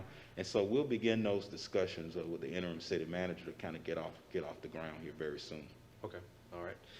The other question, I know it's been talked about multiple ways, but just in terms of this supervisor subordinate, I mean, you feel like with the money that the city manager already mentioned to us that we'll be able to make some progress for your folks to get that, maybe not completely solved, but at least make progress.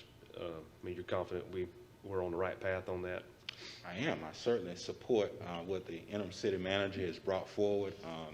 I just say too, I want to thank the city manager for taking time to meet with us and come in and talk about issues facing our department. And I think we went away that day feeling really, really good about what he presented, what we heard from him. And certainly, I just want to say I certainly support the efforts that he's doing to address some of the issues in the fire department. Okay, all right. Thank you. Thank That's you. it, Mayor. Commissioner Langstaff? Ms. Young? No questions. Thank you, Chief. Thank you, sir. Chief, just a few questions. These part-time employees, so they're firefighters? They are, yes, sir. Okay, so that could be sort of like, I understand a lot of EMT folks, they'll work for Daugherty EMS, but they might work in a contiguous county. That's correct. Couple of shifts a month. Yes, sir. Okay. Yes. Do those employees, we don't provide insurance, we don't provide pension contribution, anything like that, right? No, sir. We don't have to provide that for them. They do get. I'd have to consult with the team on exactly what they get. What benefits do we have for our part-time? I know it's very minimal, but they do get something.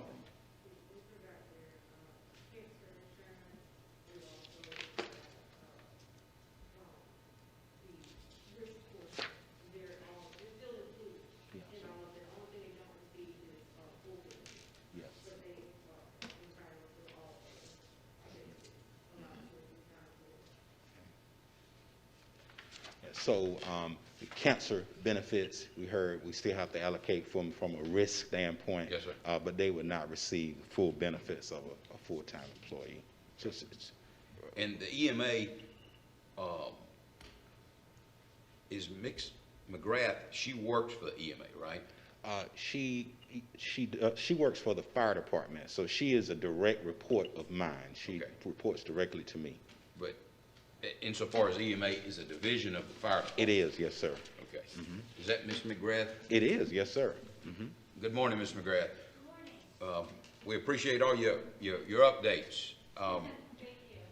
And on the fourth page, Chief, there's some changes in personnel in the fire suppression division. You went down from 45 to 37. I mean, you still have 159 employees, but fire apparatus operation engineer, I guess. Yes, sir. What, in layman's terms, what is that position, and why do we have 8 fewer? Yes, sir. Been reassigned to? No, first of all, it's a position that actually is responsible for operating and driving the fire truck. Okay.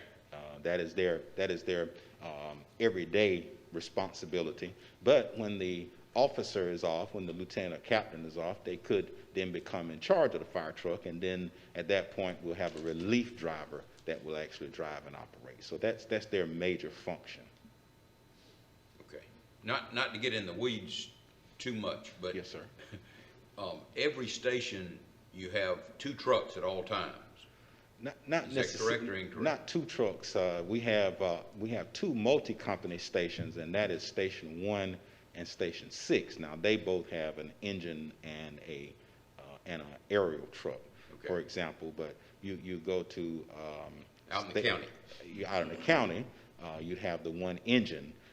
We have it in the city as well. You can go to Station 2. It's a station that has one engine. Station 5, Station 7 is an example on Leonard, for example. So we have, but 1 and 6 are only multi-company stations.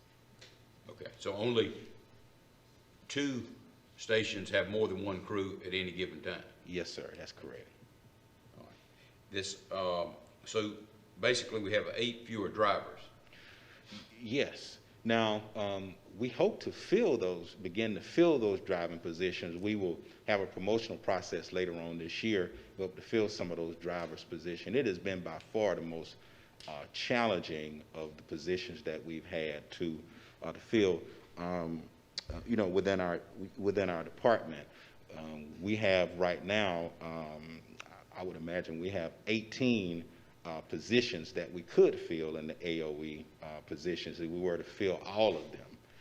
And so what happens is a process that works up, you become a relief driver, and then you're able then to become an actual driver. And this firefighter trainee to firefighter, Yes, sir. The numbers changing there, that's just the natural progression of somebody's experience and, See, when they come in, they're firefighter trainees, Yes, and sir. they will only be there approximately 16 weeks. So Okay. that number changes, you see. Okay. So you heard me mention earlier about 4 people we're getting ready to hire. Well, that number changes, it'll be 4 firefighter trainees, and then 16 weeks later, that number will go away, and then they'll go and become firefighters, and then we'll bring on hopefully 12 more, and then they'll become so it's fluid as they begin to move through the structure. that number is revolving based on how many people you have obtained a certification and coming through the department. That's correct. That's correct.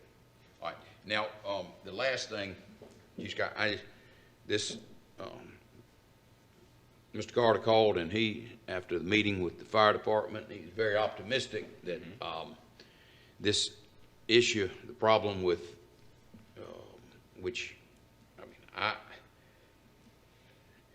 the subordinates making more than their superiors, the issue about it being a morale problem, if I was a subordinate, it probably wouldn't be a morale problem for me.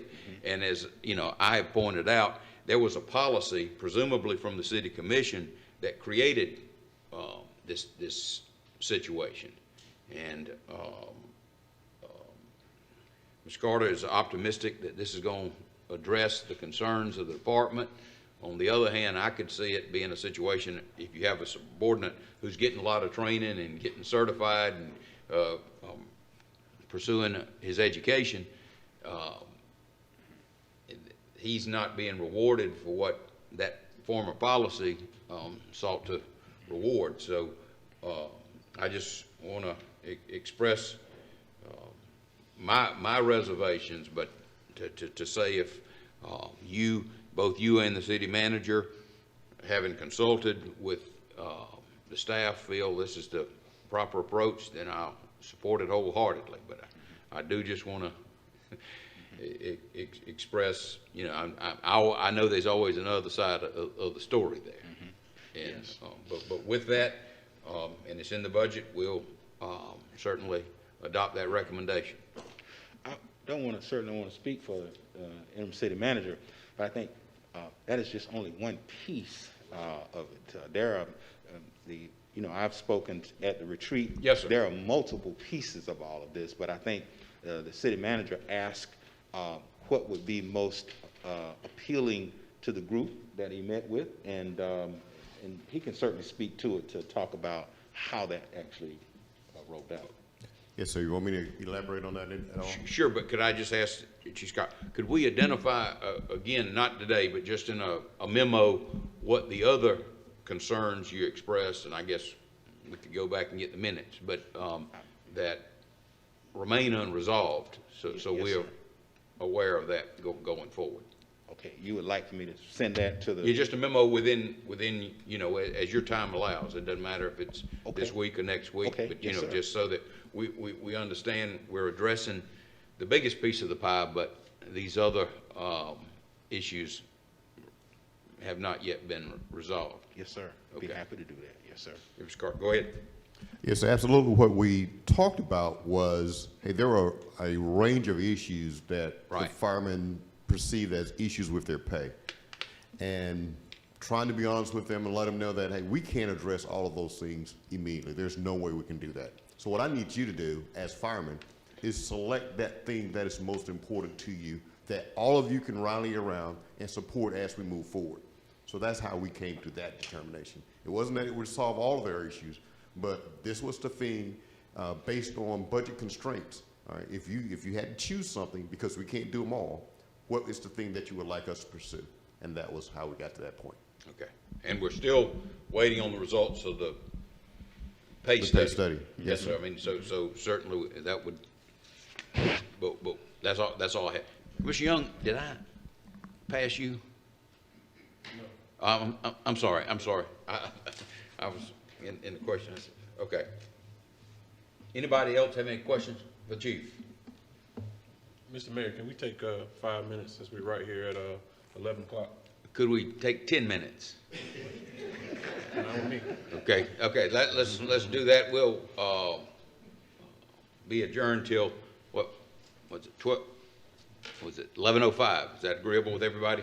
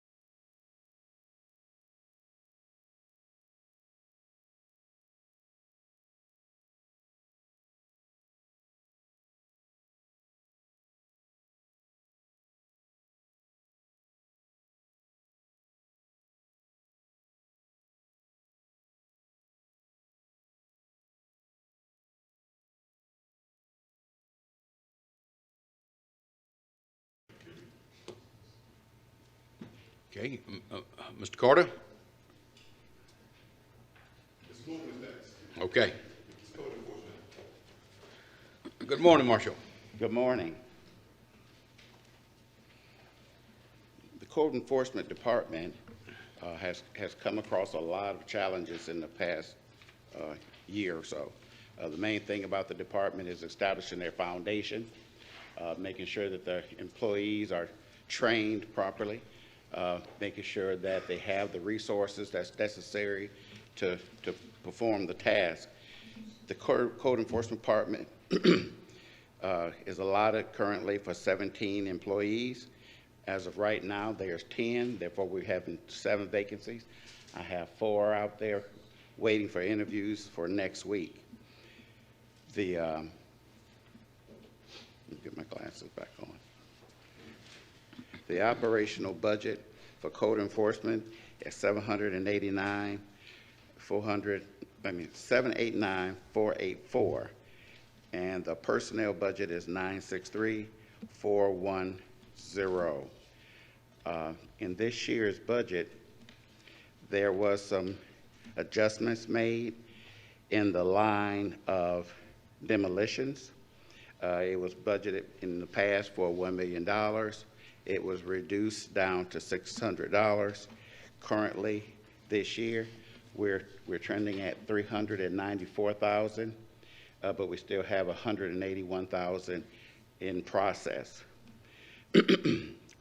Also, you know, we have Chief Carter. He was the main demolition person, and he had a inspector who actually performed the task. I have a new officer inside of that, so we're running through it. We're actually doing pretty good, although we still have a learning curve, and we're trying to pick up as much as we can. Currently, in that field, we had about 78 properties demoed. 23 of them was demoed by owners, of course, with a court order. In our mowing, we're getting a lot of mowing right now. There was an increase to the mowing budget. Right now, we've got a lot of green space from the demolitions and vacant properties. So we increased the mowing budget in order to cover that. Currently, right now, we're actually at the edge of the 2021 budget. In the communications, we increased the budget by $5,600. There was a challenge as far as the communication for code enforcement, as far as when they're out on the street. There was no means of communication if they needed help besides using their own cell phone. For some reason, the radio systems all went down. I'm actually in the process. I ended up giving them cell phones in order to mediate that immediately. I'm looking at other options as whether we can get a grant for radio systems. The tablets that are used out on the properties, a lot of those are older. We're looking forward to upgrading those systems also. In the area of small equipment, that's what I was covering, I'm sorry. That's in the area of small equipment. That's why the increase there in small equipment was to cover the radios. I don't have very much. A part of the training that we're looking at is ICC training. One of the stipulations is when you hire a code enforcement inspector, that they must obtain ICC certification. That's the housing certification. And right now, I have 3 of them that has the certification, and I'm working on the other ones to get the certification. Code enforcement doesn't have a whole bunch of proactive work that they're doing independently. Prior to my arrival, we've already increased proactivity as far as targeting. We've had 2 targeting initiatives. One was the downtown, because there were some issues with downtown, and there was some issues over in Ward 1, and we're working our way around the circle. The other proactive work that we're looking at is sign enforcement. Sign enforcement hadn't been fully activated for a good little while. As far as some of the equipment that we have, such as the sound meters, mask and those type of devices. We're looking at getting all those things brought up to code so we can utilize them. The same thing with outside cameras, where we used to have those posted out in order to try to find people doing the illegal dumping. So those are a few of the initiatives that we have going on with code enforcement as of right now. I think that's pretty much where I am, and I'll accept any questions that you may have. Commissioner Howard? Mr. Norman, thanks, and thanks for stepping up to the plate. But did you say in demolition that we are going to have a decrease in the amount of money to allocate? Yes, sir. As of this year, we ended up falling around 576 by the end of this fiscal year. So with the changes in staff and all that, it was actually reduced by 400,000. Okay. So do you see that, will there be a time to amend the budget for 2021, 22?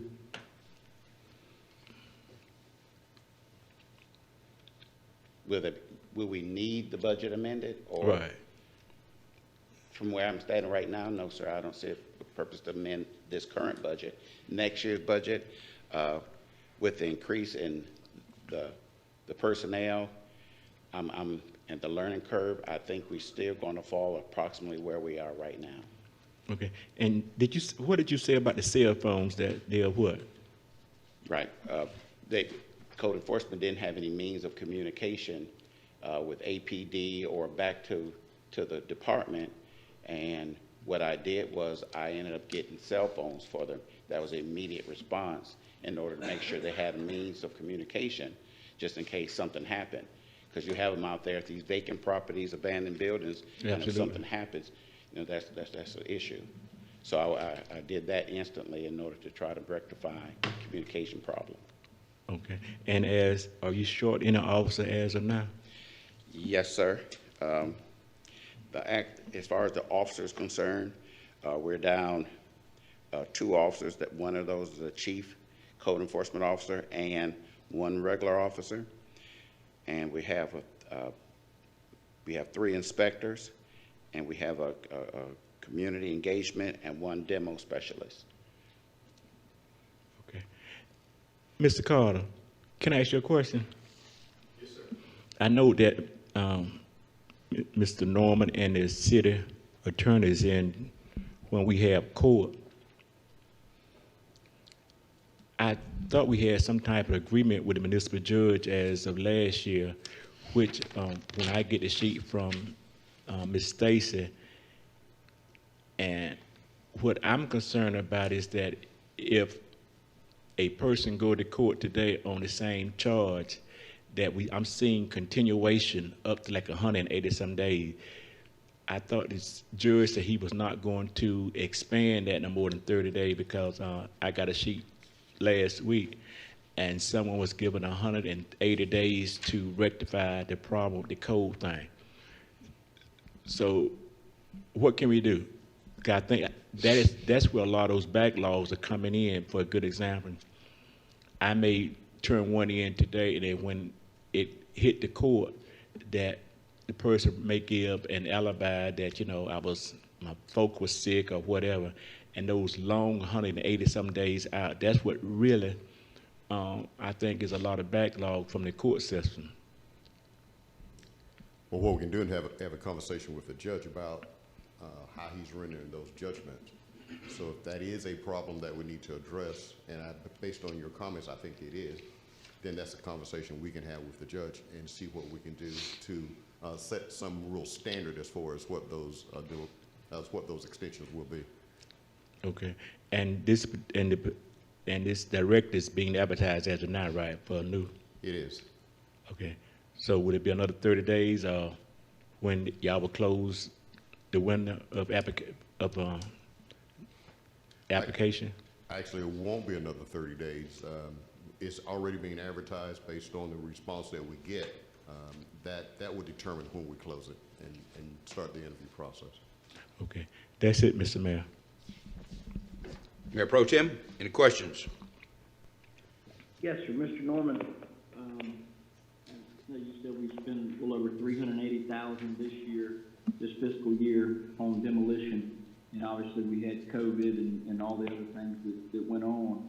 So do you feel like moving forward this next year that the $600,000 is? Do you feel like that number is basically all that we pretty much could keep up with the processes and the staff that we have? Is that the reason for the decrease? Yes, sir, that is my assessment. Okay, thank you, that's all. Mr. Fletcher? Well, and it doesn't surprise me that this is probably going to be the one topic that everybody has a comment on. And first, I'd like to thank you. You were handed this pretty quick, and I'm amazed at what you've been able to do. But, Mr. Carter, I do want to tell you, and Commissioner Howard, Mr. Davis, and myself, we did go to the judge, and because of all of the extensions that he kept giving, and it was ridiculous. I mean, it was just 60 days, 90, 180, and now we've got property owners that's left or they've passed away, and we're just not doing a good job on protecting the property and taxpayer owners that are here. And I do say go back to the judge and remind him what our conversation was about, and we did talk about having almost $1 million in that budget. And I see what you're saying is you just don't feel like you have the people that can do all that. But the mowing and the demo, and I hope you don't let up on it, because we're seeing a little bit of daylight, and that is 90% of the calls I get is code. And again, Mr. Carter, we've had a very good, long, lengthy conversation with the judge and the courts, and that's very important. Thank you. Thank you, Mr. Norman. Yes, ma'am. Commissioner Warmington? Yeah, Mr. Norman, I do like the word proactive. I appreciate you saying that. I think for too long, code enforcement has been all reactive, and I know part of code enforcement is being reactive, but I appreciate you and your team going out even before we make calls or other citizens make calls, and y'all are already identifying issues and problems, so that's great. So the glaring number on this whole budget is the $1 million. Now we're talking 600. I kind of want to rewind to last week, and the mayor made some really good points talking about tax delinquent auctions. Almost every single demolition, and Mr. Davis, you can correct me if I'm wrong, it's fair to say majority, if not all, demolitions are already tax delinquent. And so one way that I believe that we could reduce this line item is not to decrease the amount of work, but try to start figuring out this tax delinquent issue.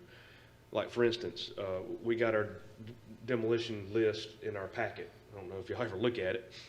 One of those demolitions that we're about to undertake, taxes hadn't been paid for 6 years. So we know going into it, we're going to spend $5,000, $7,000. We're not going to get a dime back. And really, this line item right here, this should all be reimbursable expenses, because there's liens that go on properties when we demolish. But the reality is we never collect on those liens. So I've asked Mr. Davis multiple times, can the city get more aggressive at these judicial sales and tax delinquent sales? And when we have these known properties that we're spending millions on demolition, can we go and try to get the auctions going faster, sooner, and maybe even the city go buy these properties? Because, and I was asking the mayor before this, when a property goes to tax delinquent sale, it wipes off any other lien holders, right?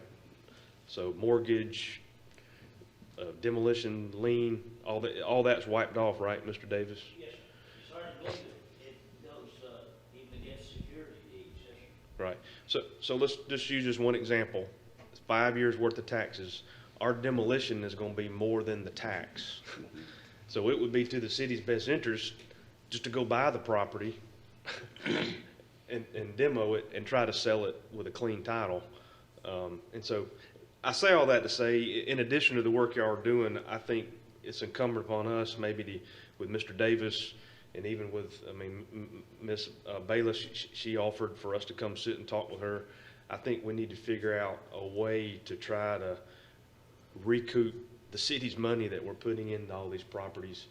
Because pretty much we're demoing and that money's getting written off. We're never going to collect. But if the city became more aggressive in the tax delinquent world, I think we could get these properties, get attention on them, maybe get people because once it's gone so far, you just can't return. You know, after it's sat vacant for so long, the roof's caving in, rotten wood, windows broken, nothing's, you know, you got to go to demo. So I say all that to say, I do want to reduce that line item that you're talking about, but I think there's some ways we can reduce it financially by us being a little more creative, a little more proactive, and working with the county in this tax delinquent situation to try to reduce the amount of money the city's spending on these demolition properties.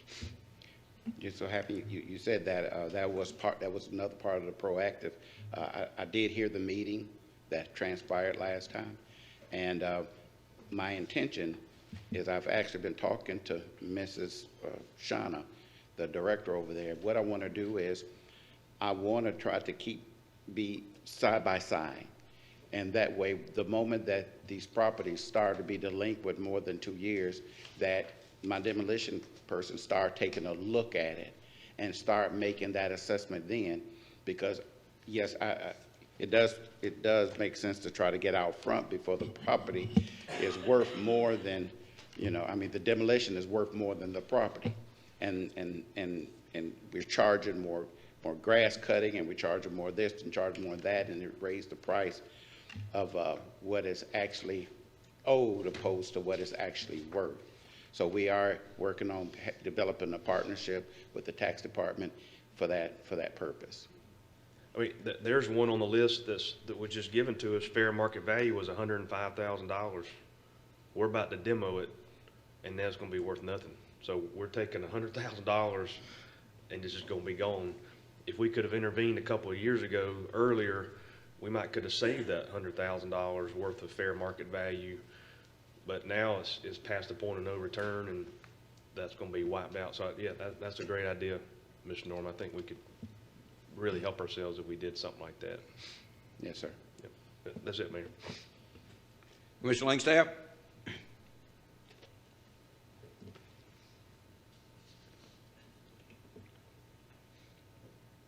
Commissioner Young? Yes, sir. Thank you, Mr. Norman, for your report. I don't necessarily have any more questions in terms of your budget. Well, let me do ask you this. In terms of your staffing, I know you're kind of in an interim role.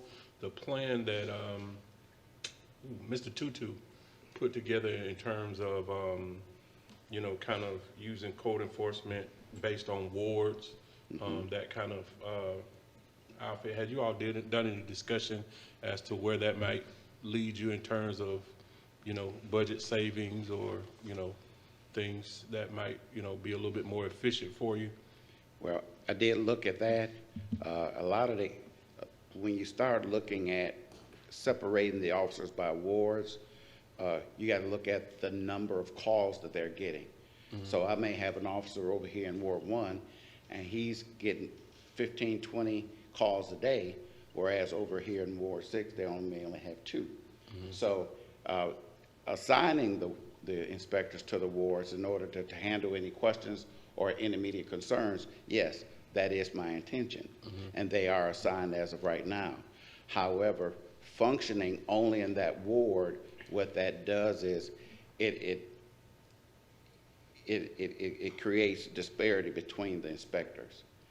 You know, and I want to make sure that I spread the work across all of them to handle everybody's concerns, because there may be people in Ward 4 or Ward 3 that may need some more attention than all those that's happening in that one. So, like I said, I have the inspectors assigned to the ward, and they're supposed to be paying more attention to it. Their proactive work comes in that ward.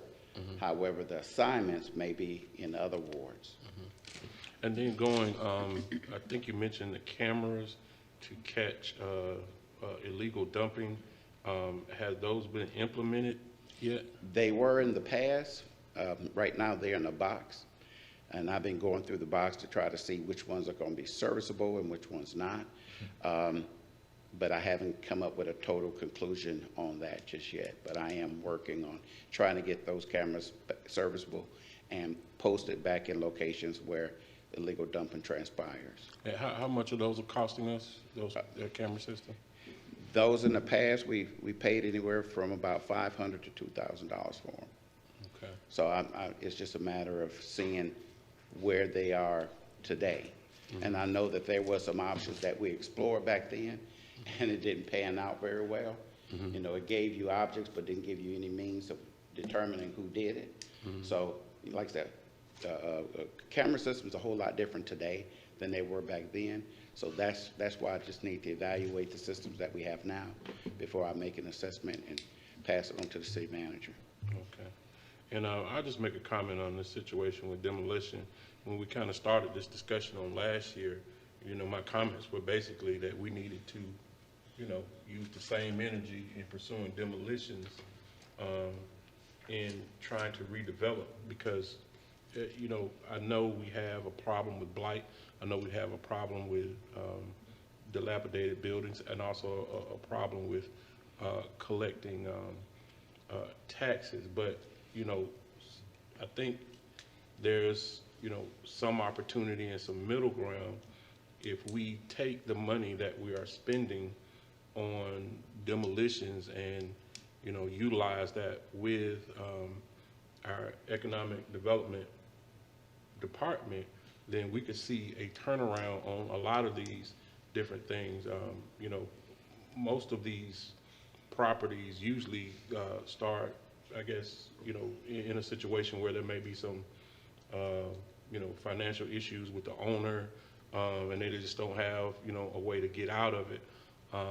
But I think it's incumbent upon us maybe to just, like I said, rethink this thing in terms of putting all our resources and our money toward, you know, demolishing, and try to find some way to redevelop these properties. There have been a number of people, you know, with, you know, backgrounds in architecture and building that have come to us and said, hey, some of these structures, you know, are you know, able to be rehabilitated and maybe turned over to someone, as Mr. Warburton alluded to, in, you know, in terms of buying these properties, because more and more, you know, we're seeing large swaths of neighborhoods that are just, you know, bare, and, you know, that doesn't, you know, help anybody, the tax base or development or the quality of life in the community. So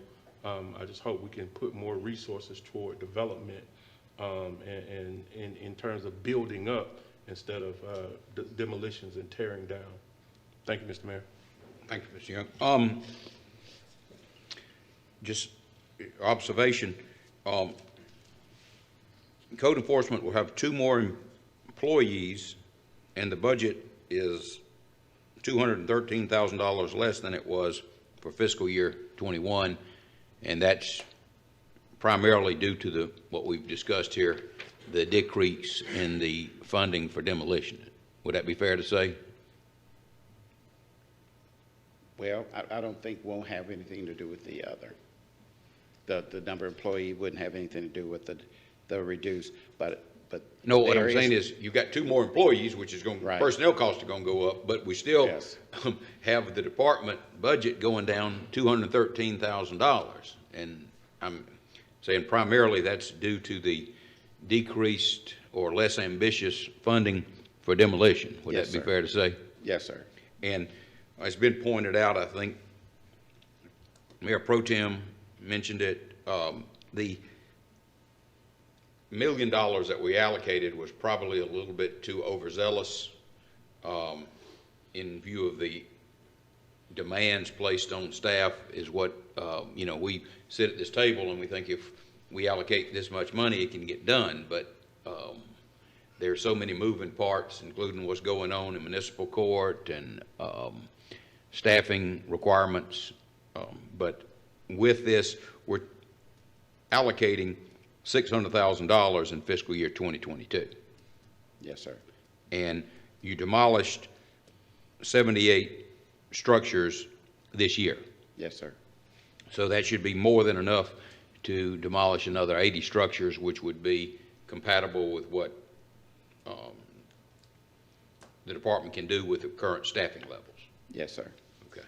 So, I mean, my point just being there that we are continuing to address this situation. I want to say we all appreciate what you've done, Ms. Norman, last few months, and we understand that it's not just an issue of blighted property. You know, as you mentioned, the sign ordinance we have is somewhat problematic.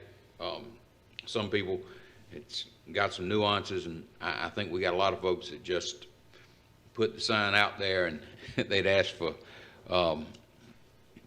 forgiveness instead of permission if they get cited, illegal dumping junk vehicles. I mean, all this, if we're going to improve the appearance of our city, we have to do a better job, and we certainly want you to know that we appreciate what the department does and support these efforts.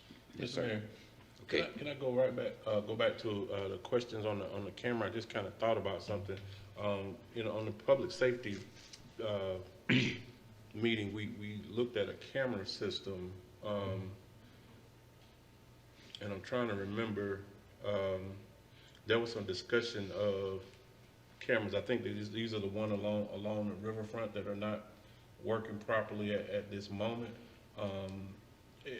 You know, it appears to me that we need to probably, if we're going to start talking about cameras, we probably need to start talking about them in probably a more holistic way, not just in this department to look at, you know, crime, not just in this department to look at, you know, look for illegal dumping, which is crime, but some type of broad-based camera system, because it seems like we're you know, with a lot of these issues, we're still kind of a step slower than these violators, and you know, some type of system that we can look at these things, you know, maybe, you know, since this is a public safety issue in terms of code enforcement, things like that, lawbreakers, but to, you know, kind of bring the force multipliers, as we call them, to bear in this particular issue as well. So maybe we can get with the chief and talk about, you know, and I don't know if it's how widespread these things need to be, but it seems like we just got, you know, a system for one system for the riverfront, one system for school zones, and then now we got some cameras in a box somewhere. I would rather see if we can find some type of broad-based plan for a you know, a system that would kind of cover this whole thing. I think that's only prudent, and I'm sure if anyone's listening at home, they're going to be concerned by Ms. Norman's comments that we've got cameras in a box, and Commissioner Young's comments that we have cameras down on the riverfront that are working. If we're going to purchase this equipment, we need to maintain and utilize it. That's, I think, a responsibility we have, but certainly coordinating the various camera systems we have would only seem reasonable going forward. Mayor, may I comment on that? So, yeah, go ahead.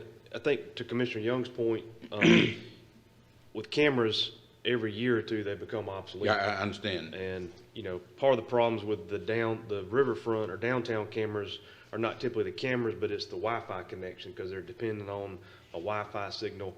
You know, the cameras of 2021 are cameras that download to the cloud, and they don't require Wi-Fi, they don't require all these connections. And so I really didn't even think about Mr. Norman in terms of cameras, but I actually proposed to the chief recently about these, what they call them, flock cameras.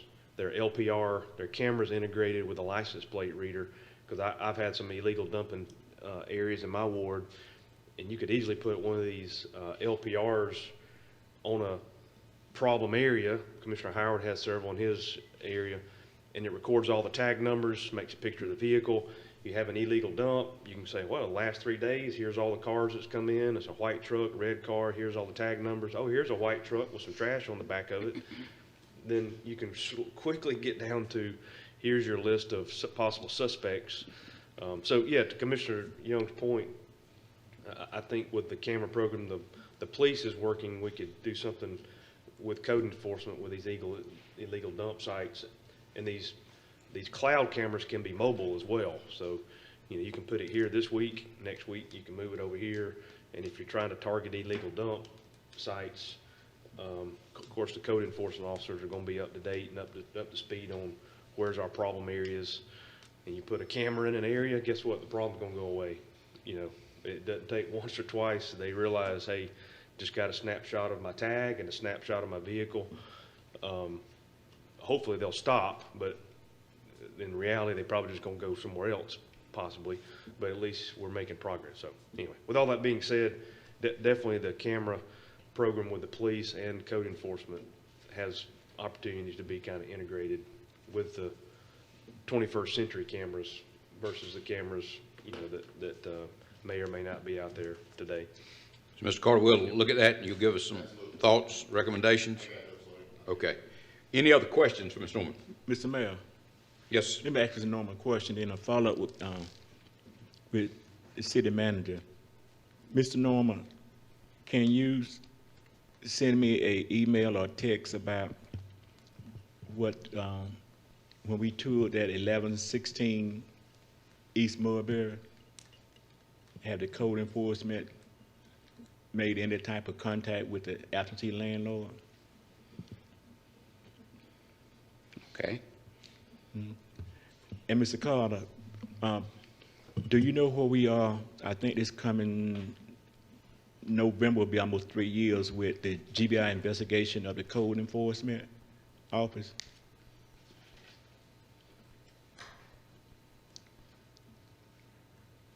All right, so sir, I cannot speak to that. I have to get some information on that. Okay. That's it, Mr. Mayor. Okay, thank you, Mr. Howard. Any other questions? Thank you, Ms. Norman. Yes, sir.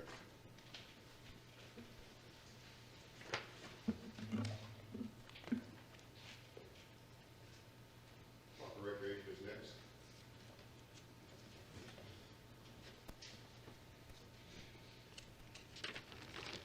Good morning, Mayor, Commissioners. I stand before you excited and filled with anticipation with the fact that restrictions are lifting and will allow our department to get back to what we do best, which is providing the citizens of Albany passive and active programs and allowing them to release the stress and everything that they developed during their days. I do have with me today Mr. Burt Bacon, who is here. I know Chief Scott and Chief Pursley brought their back up, so I got mine back there, sitting there, just in case we need that. But going forward from here, my department has 31 positions, full-time positions at this moment in time. 27 are filled. We interviewed for one of the vacant ones last week and are waiting an acceptance from that. We have 2 others that are posted and accepting applications at this moment in time. And the last ones there would be one of mine, considering I am holding 2 positions at this moment in time in the rec department. So that's where we stand as far as positions go. Our big projects that we have undertaken this year, naturally, as you well know, the Driscoll Park Master Plan and Renovation project, the Pickleball Courts project, and the Master Plan for the whole Recreation Department.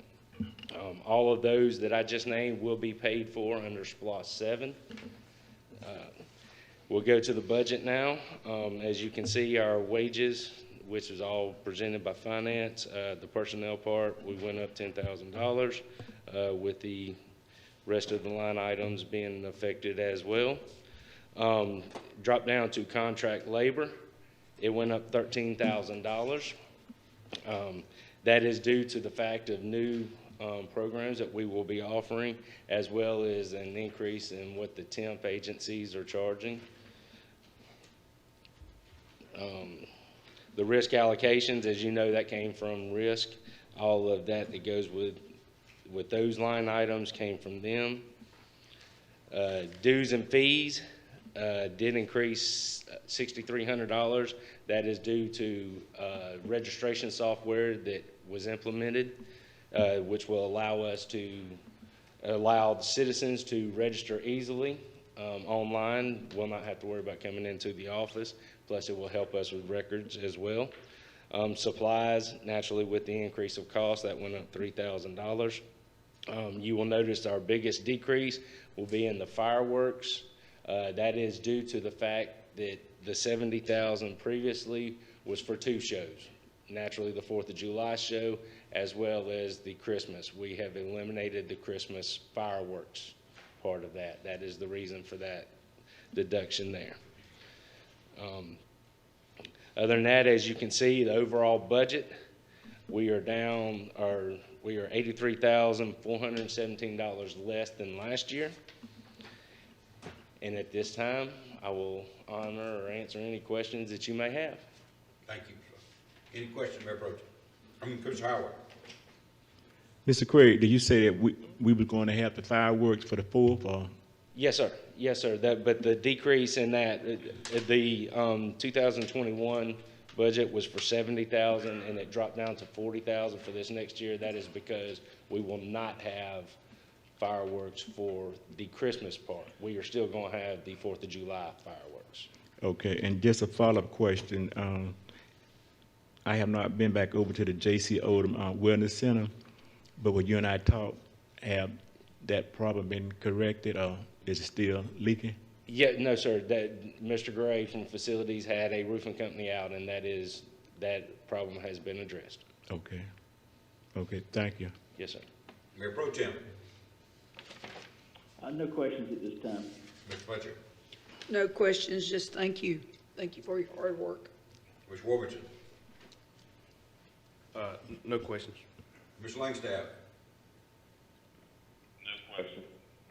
Commissioner Young. Yes, sir. Thank you for coming to us this morning. I guess, as you know, you mentioned several projects that we were, I guess, kind of looking to move forward with, pickleball and Driscoll Park. Do you have any information on or some thoughts as to where we are with the projects at Henderson and Bill Miller Center? These are projects that were actually proposed in the previous mayoral administration, and can you speak to where those projects are?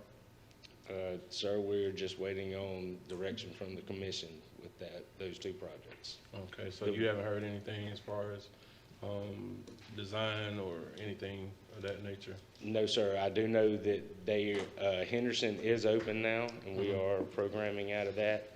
And Bill Miller will be back open for programming on June the 28th. Okay. Other question I wanted to see, I don't necessarily see, I guess, a line item for marketing within the recreation budget. I do know, you know, at most, some of the, I guess, better recreation units that I've kind of looked at, they have a marketing budget in terms of, you know, marketing their programs and marketing to the community what's available and what's being offered. Have you thought about a marketing strategy and try to budget that out as well? Yes, sir. We do market through our the city marketing as far as Facebook on that. As far as social media goes, naturally our 4th of July celebration this year will be marketing on the billboards through the city. We do work hand in hand with the PIO for the city, but advertising that we have put in has been cut out in the past, sir. Okay, but specifically, yes, sir. You don't have a budget for, I mean, you don't have a line item for it? Not at this time, That's sir. just kind of something you do? That is something that okay. I will ask for in the future and has been asked for in the past. It just got eliminated. Okay. Can I And, address that a little bit before we move off the marketing subject? I can't hear. I said, can I address that a little bit before we move off the marketing subject? Through our PIO office, and we have a whole marketing section set for that, and that's marketing for the entire city, not just for one department.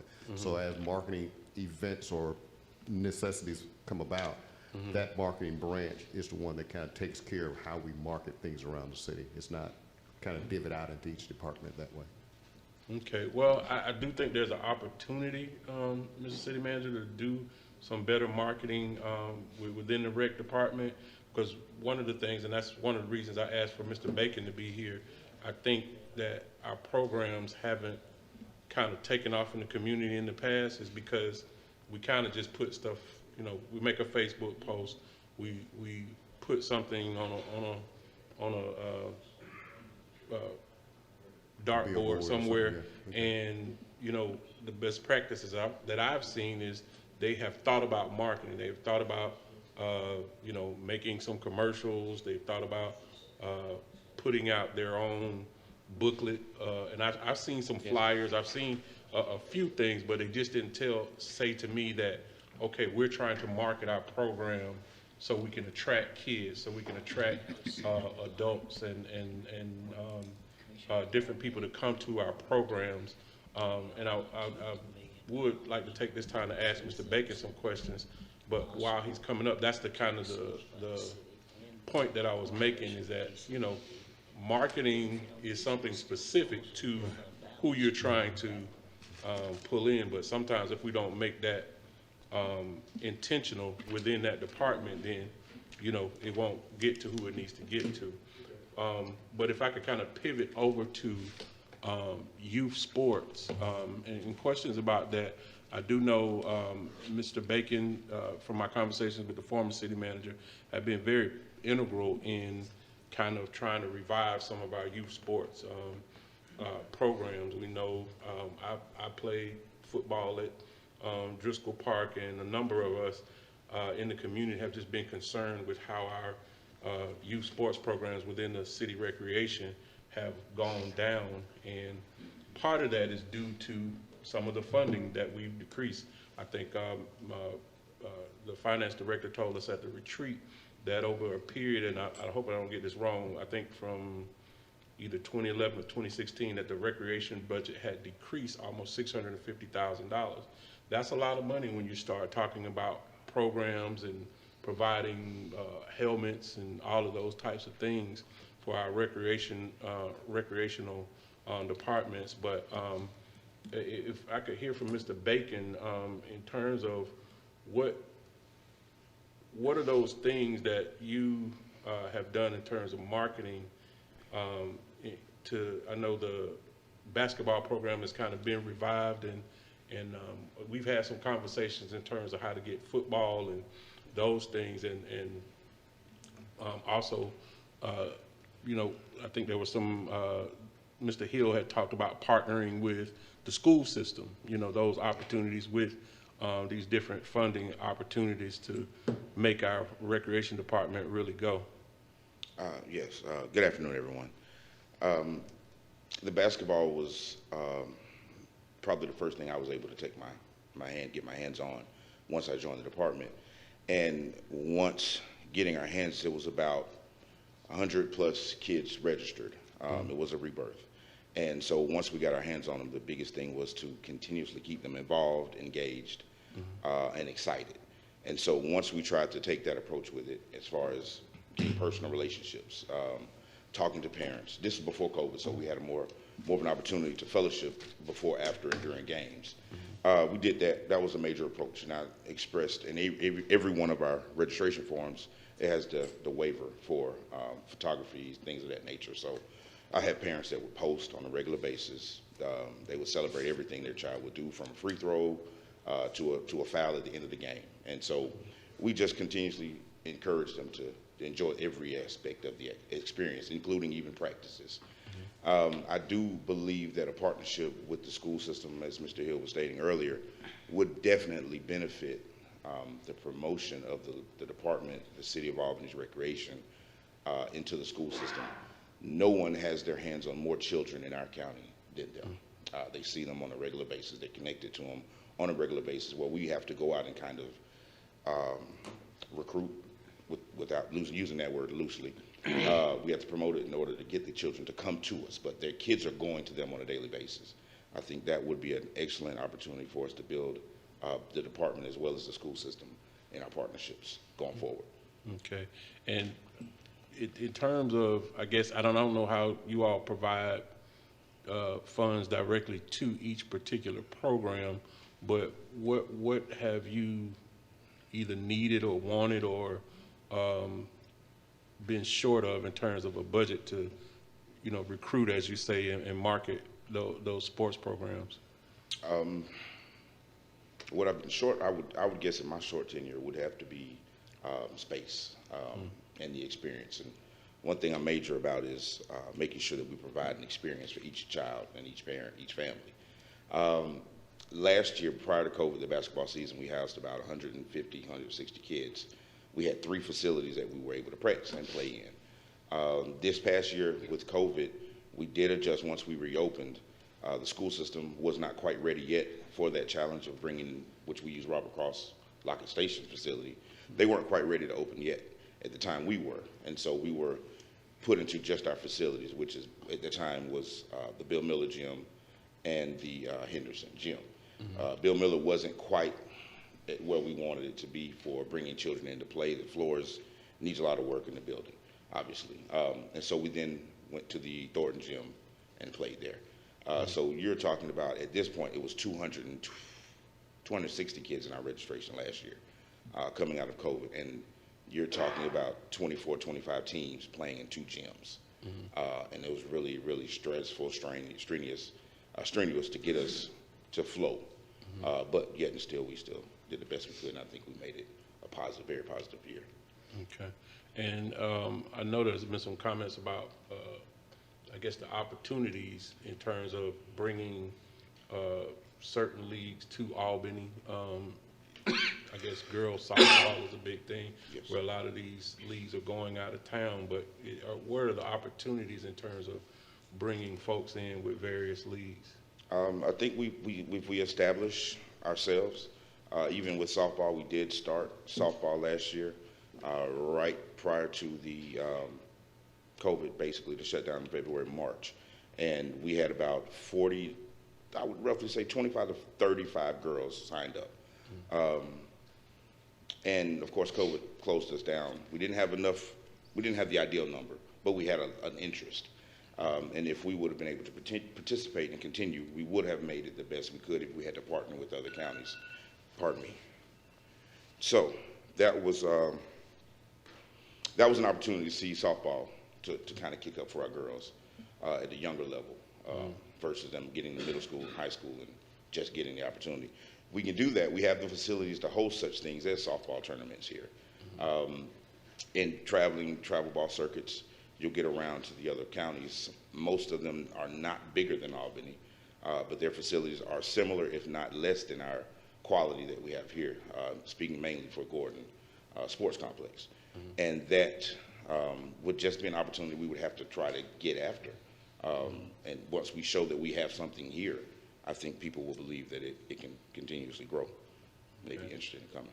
And one last question, as far as fees for registration and things like that, are those barriers that you see to, I guess, for most families and parents in terms of the kids' participation? Since I've been with the department, no, sir. Okay. I think people are excited when they see the fees. Once they get the fee, and again, I stress the importance of experience. And so if you're going to give us a $30 basketball uniform, a $30 basketball fee, then let's play our playoffs and championships in the Civic Center. And a child walks away with an opportunity that not very many kids in Dougherty County have had. And so if we can continue to do that, but through the partnerships with the Spectra and with the Civic Center, the department was able to put on an excellent opportunity for our kids to see the inside of the Civic Center and hear stories about the history of the building. And so if we're taking it as a minimal fee of that, but we maximize as much of the opportunity we do without extending the cost to the children and the families, then I think we'll continue to be we'll be growing. I think we'll continue to grow. And now this will be my last one. What I guess is the benefit that you see in terms of all the issues that we see with our youth? You work with them every day. You work with these kids. What's the benefit, I guess, community-wise, in terms of the recreation programming being available to families? First off, Albany, Georgia is a different place. I'm born and bred here. I've seen children in various situations. I've seen families come back together through youth sports. I've seen father and mother who weren't together, weren't seeing eye to eye, but they show up to the game at the same time. They begin to cheer for their child together. And the next thing I knew, we won a vacation or a tournament, and we start to see posts and conversations happening. Now, this is just a rare occasion, but they actually ended up getting back together. But they weren't talking or meeting or even seeing eye to eye until that child was playing a sport, and they were able to cheer for them and get on the same side again. I had a child recently come to our track and field practice, in which we had shut down last year. We started back this year. We've got about 60 kids, and I'm turning down children and families every day. I got proof. I have receipts I can show you. Every day I'm having to say our season's over, our season's ending. But I did have one child who came, and he got into some trouble. And the coach who brought him to me, he said he wants to run. I said, you got into a little trouble before I bring him to you. I said, well, bring him to me, let me meet him. He comes down, he meets with us. I have a conversation with him. He greets me like I would expect him to. He doesn't hide, he doesn't shy away from the fact that he's made a mistake. I give him the opportunity to run. He's been there every single day. He's been there first. He's been the kid who comes down, Coach, what do you need? What can I carry for you? And he'll take the cooler, he'll take my bag and whatnot. But long story short, those are just a few examples, but it gives children, even when they make mistakes, an opportunity to be good at something. Track and field especially was able to give the kids who are not fast the opportunity to succeed and throw the softball or jump in the sand pit. They found their way to feel their value again. And a lot of our kids in Dougherty County have not, and a lot of people have taken a child who may have gotten into a situation and they kind of shy away. Recreation and sports kind of levels the field again, gives them a fair chance at it. Okay, thank you, Mr. Baker. Yes, sir. Thank you. Just looking over this, but I'm not trying to beat you up just because you're at the podium, because I think, as I said at our retreat, the primary culpability belongs to the city commission over the last 20 years. The old saying, recreation's the last thing to get funded and the first thing to get cut. It's true, you look here, but recreation has 31 employees. Ms. Subadan gave us a handout some time ago. I think the recreation department used to have 75, 78 employees. And I do know that for some reason or another, the recreation department had its own park maintenance division and maintained the cemetery, which I don't really see as consistent with the recreation department. Now, those 20 employees are in the facilities division. But if you take that from 78, that gives you 58. That's a difference of 27 employees. And if you look at this, we've talked about the golf course. Of the 31 employees, 10 work at the golf course. All right, what we have here, and getting back to that presentation I gave at the retreat, the Flint River Golf Course in 2002 was operating about a $200,000 deficit. If you look at the numbers, now we have a $540,000 deficit at Flint River Golf Course. This is an issue we have to address. I think we have fewer members, and we're always timid about raising the fees out there, but that has got to happen because we've got to close this gap between what it's costing to run the golf course and the revenue. Now, again, I'm not beating anybody up, but with recreation, of that 31 employees, 7 are in administration. You compare that with facilities that has 36 employees as compared to 31. Facilities only has 2 people in administration. Or the fire department has the same number of administration, 7, and they got 177 employees. We have to look, centers and gyms, we only have 5 employees. Athletics, we have 4. That's clearly insufficient. We know it's insufficient. Health, wellness, and community, What we are going to have to do, and that's why I'm optimistic about this master plan, the needs are, and how the city recreation department can meet those needs. Personally, apparently the commission's going forward with allocating this money for this pickleball court, not only the design, that money should have been spent on Carver Park. Mr. Carter, I think, recently mentioned that an alternate site should be considered, or something. If I could get, has there been a study on Carver Park to lead you to believe it's beyond being rehabilitated or renovated? You mean Carver Gym? Carver Gym, I'm sorry. Yeah. Well, I was going to clear. Okay, clear on I'm that. sorry. If we're talking about Carver Gym. Yes, sir.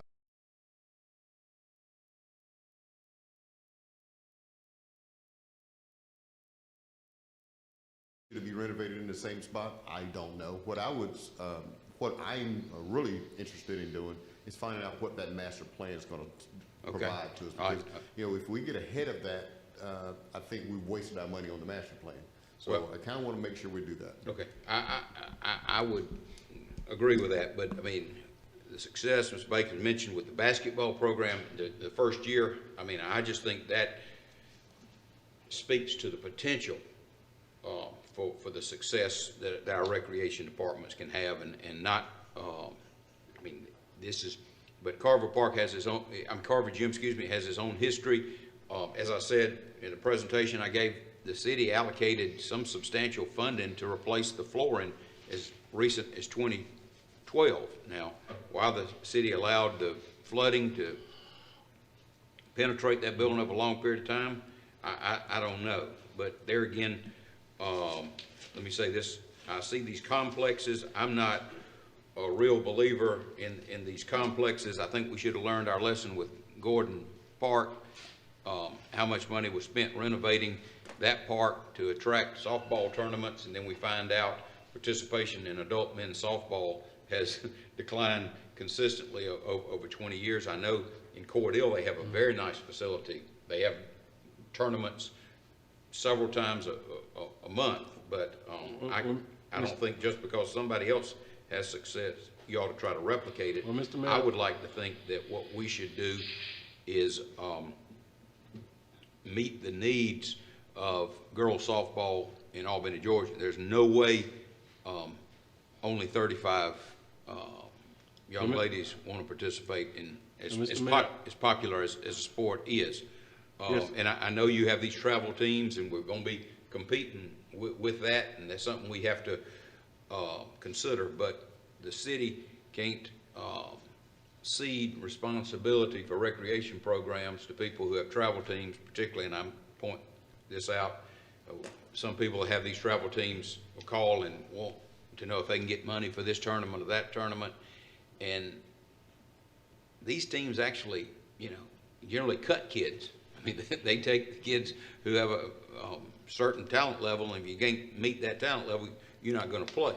And so this is a need, but then again, I guess we need to look at it. There's so many ideas. You look at Gordon, we've got, what, 7 adult men's softball teams, 11 the last, huh? Yes, I mean, we don't need 4 fields. So let's don't go somewhere else. We've got a practice field out there. Look at what we can do maybe to convert 1 or 2 of those fields to girls softball. You know, I know the fences are different, but I believe the bases are the same, and we could do that without substantial cost.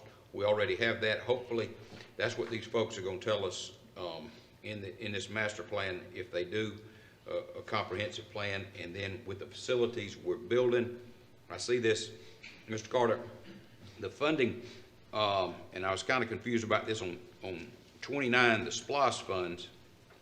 It says in FY 21, there was 4.4 million, I'm sorry, with an M, allocated for recreation improvements. Are you with me? Yes, sir. On, that is for Driscoll Park, isn't it? I think the substantial portion of it. Yes, sir. The substantial portion of it is for Driscoll Park. And so the 4.1 in fiscal year 22 is for additional recreational programs. Is that correct?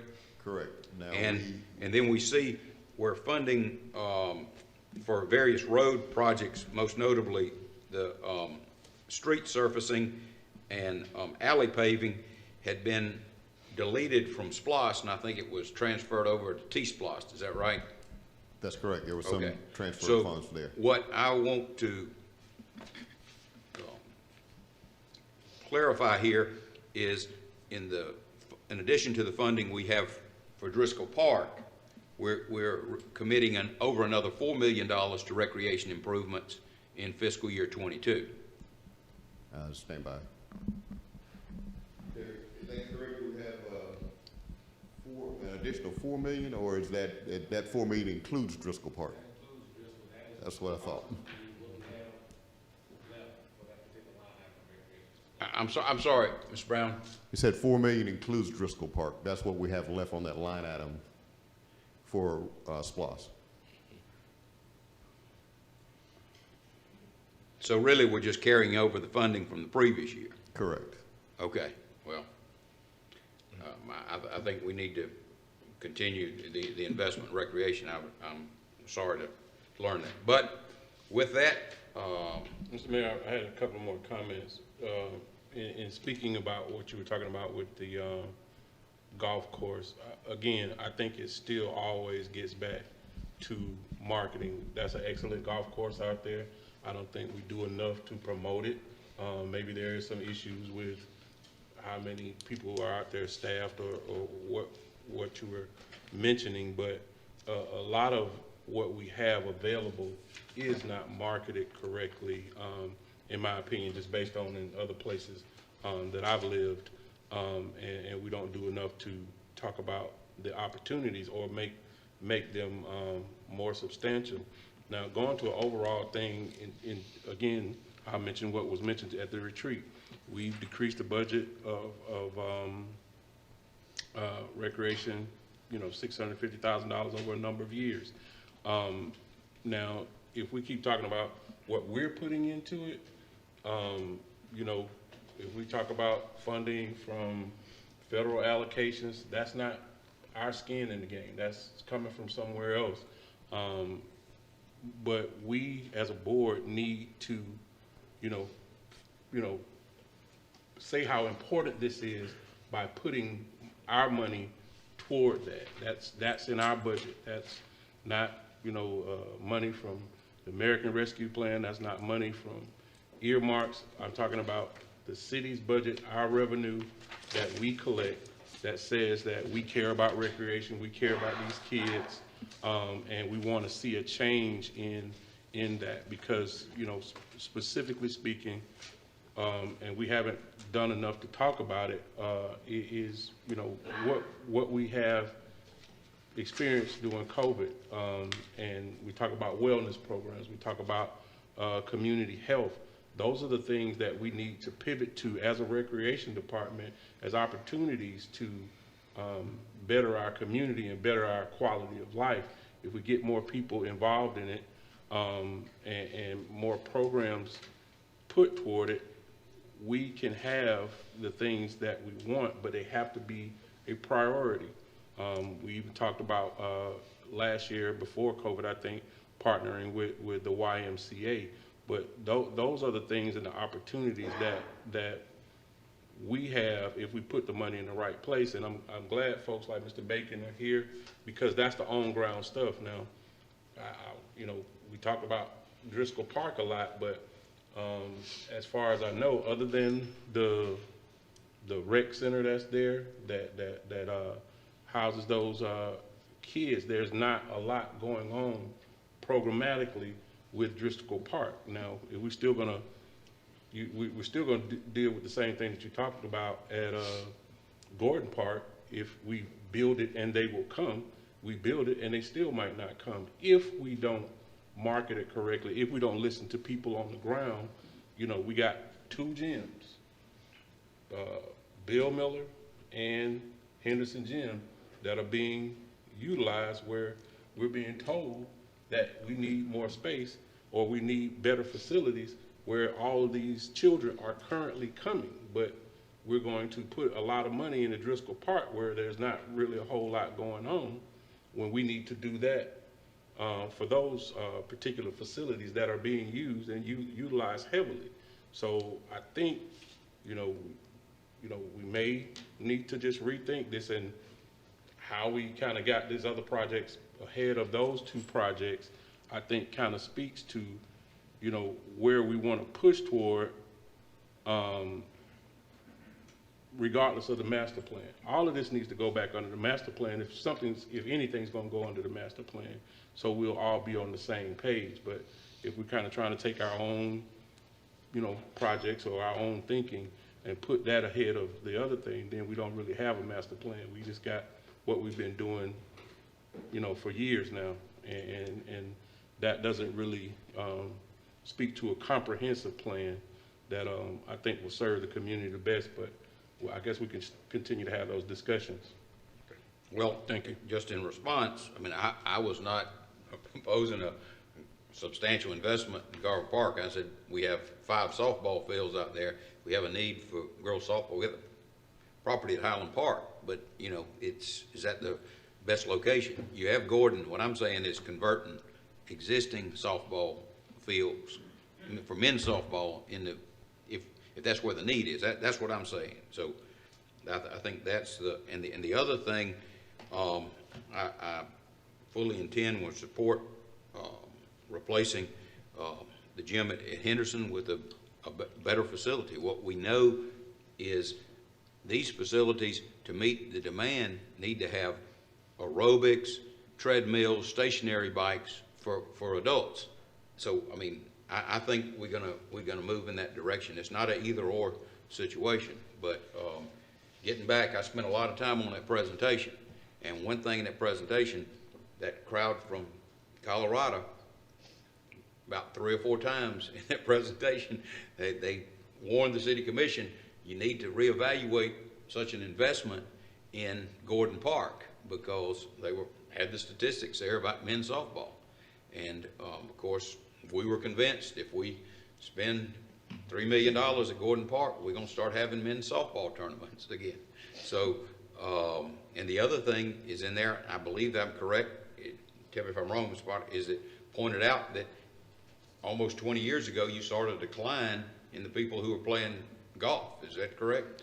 They did, but that also went back up under COVID, though. Okay, good. Well, but certainly, if we can do a better job with marketing the golf course, that's something we should do. But I appreciate that. Any other questions for Mr. Potter or Mr. Baker? No question further.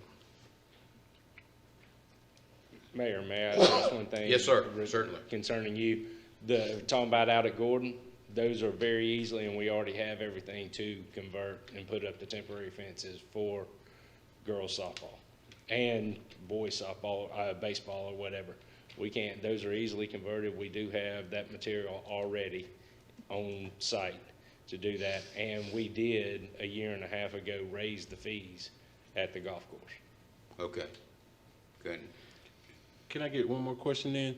You didn't speak to staffing. I know you only been there for a little time, but do you think you have the proper amount of staffing for the programs you have, or are you looking to do more, or what? We could always use more. There's more programming could happen if we had more, just to be straight up and honest. Yes. Thank you. Just since you brought that up, could we see what the cost of operating, maybe at 5-year increments back from 2000 to fiscal year 20, what the costs were and what the revenue were, and also a list of memberships, and also what do y'all keep information on the rounds played? Yes, sir. Okay, could we get those kind of in 4 categories? Yes, sir. You want rounds played, membership, revenue and operating. Yeah. And you want it back in 5-year increments? I would say fiscal year 2000, fiscal year 05, fiscal year 15, fiscal year 10, 15, and 20. Gotcha. Yes, sir. We will have that too, sir. Thank you all. Yes, sir. Thank you.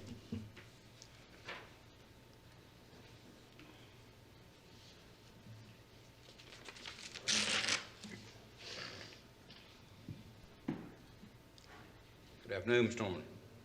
Good afternoon, Mayor and Commissioners, City Manager. Lost me here. I am here to present the fiscal year 22 budget proposal for utility operations. Utility operations budget is made up of 6 different divisions, and 2 of those divisions share the same budget. The water department shares its water distribution and water production, both share the same budget. We have the gas department, light department, HDD, which is a horizontal direction drilling crews, and also the utility locators that locate the facilities. Vegetation, which is everything to do with a tree on city right of way. Public Works does the grass, and we do the tree maintenance. And then we have energy control and the service techs, which are energy control is a 24-hour dispatch center, and the service techs do the meter reading and cut on and cut offs. So with all those combined, our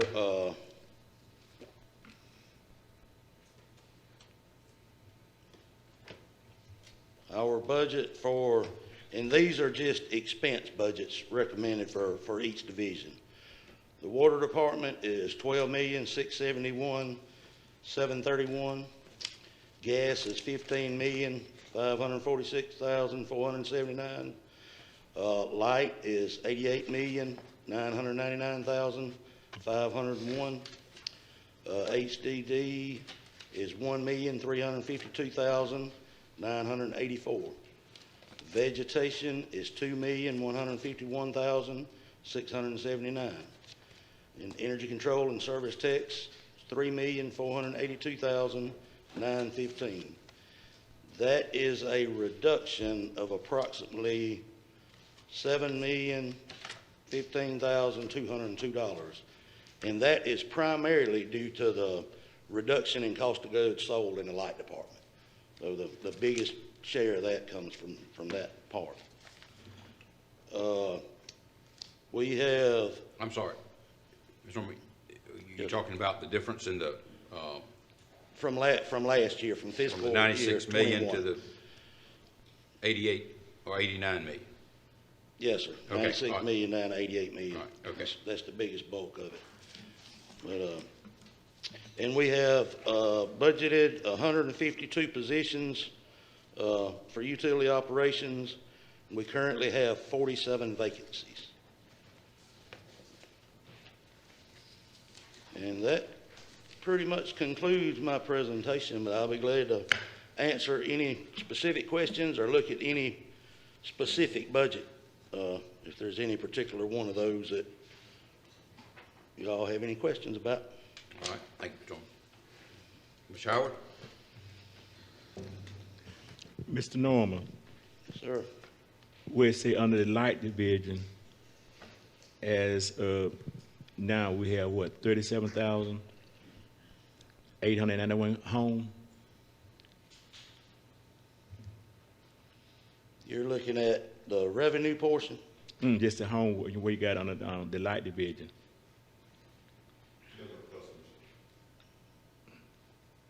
Yes, sir, that's correct.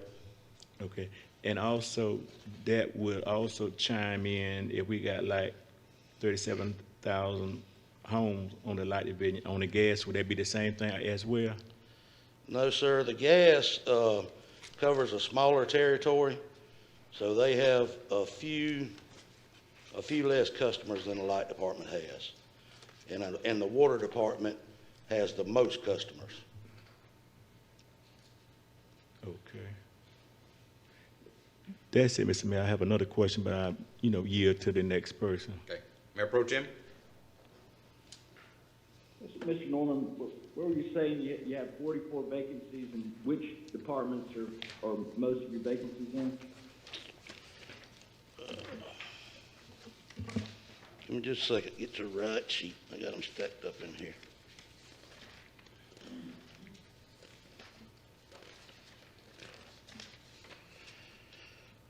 The gas department has 6 vacancies. Light Department has 16 vacancies. Water Department has 13 vacancies. Energy Control has 3. HDD has 7. And Vegetation has 2. Okay, and so are you, obviously, I'm sure there's a lot of overtime, and I see this in the budget, but, are you having to, I guess you have to outsource some of that? I think in recent storms, you were saying you had to call in do some outsourcing. Yes, sir. Anytime we have a major event like that, we will most likely have to call in crews from outside to help out. We are having a difficulty again. It seems like we're kind of on about a 5-year cycle. When we do a salary survey and kind of get things squared away, we kind of get close to our competitors, but over time, the gaps start spreading and we start losing more people. We had a few retire this past year, but then we had several that resigned and went to work for contractors and our competitors. And right now, that gap is about $10 to $12 an hour, depending on what competitor they go with. Wow, that is a pretty big gap. That's the per hour difference, or the, what about the benefits? Are those similar, or are we able to offer better benefits? Yeah, the benefits are pretty similar. I mean, they offer insurance, vacation, sick time, those type things.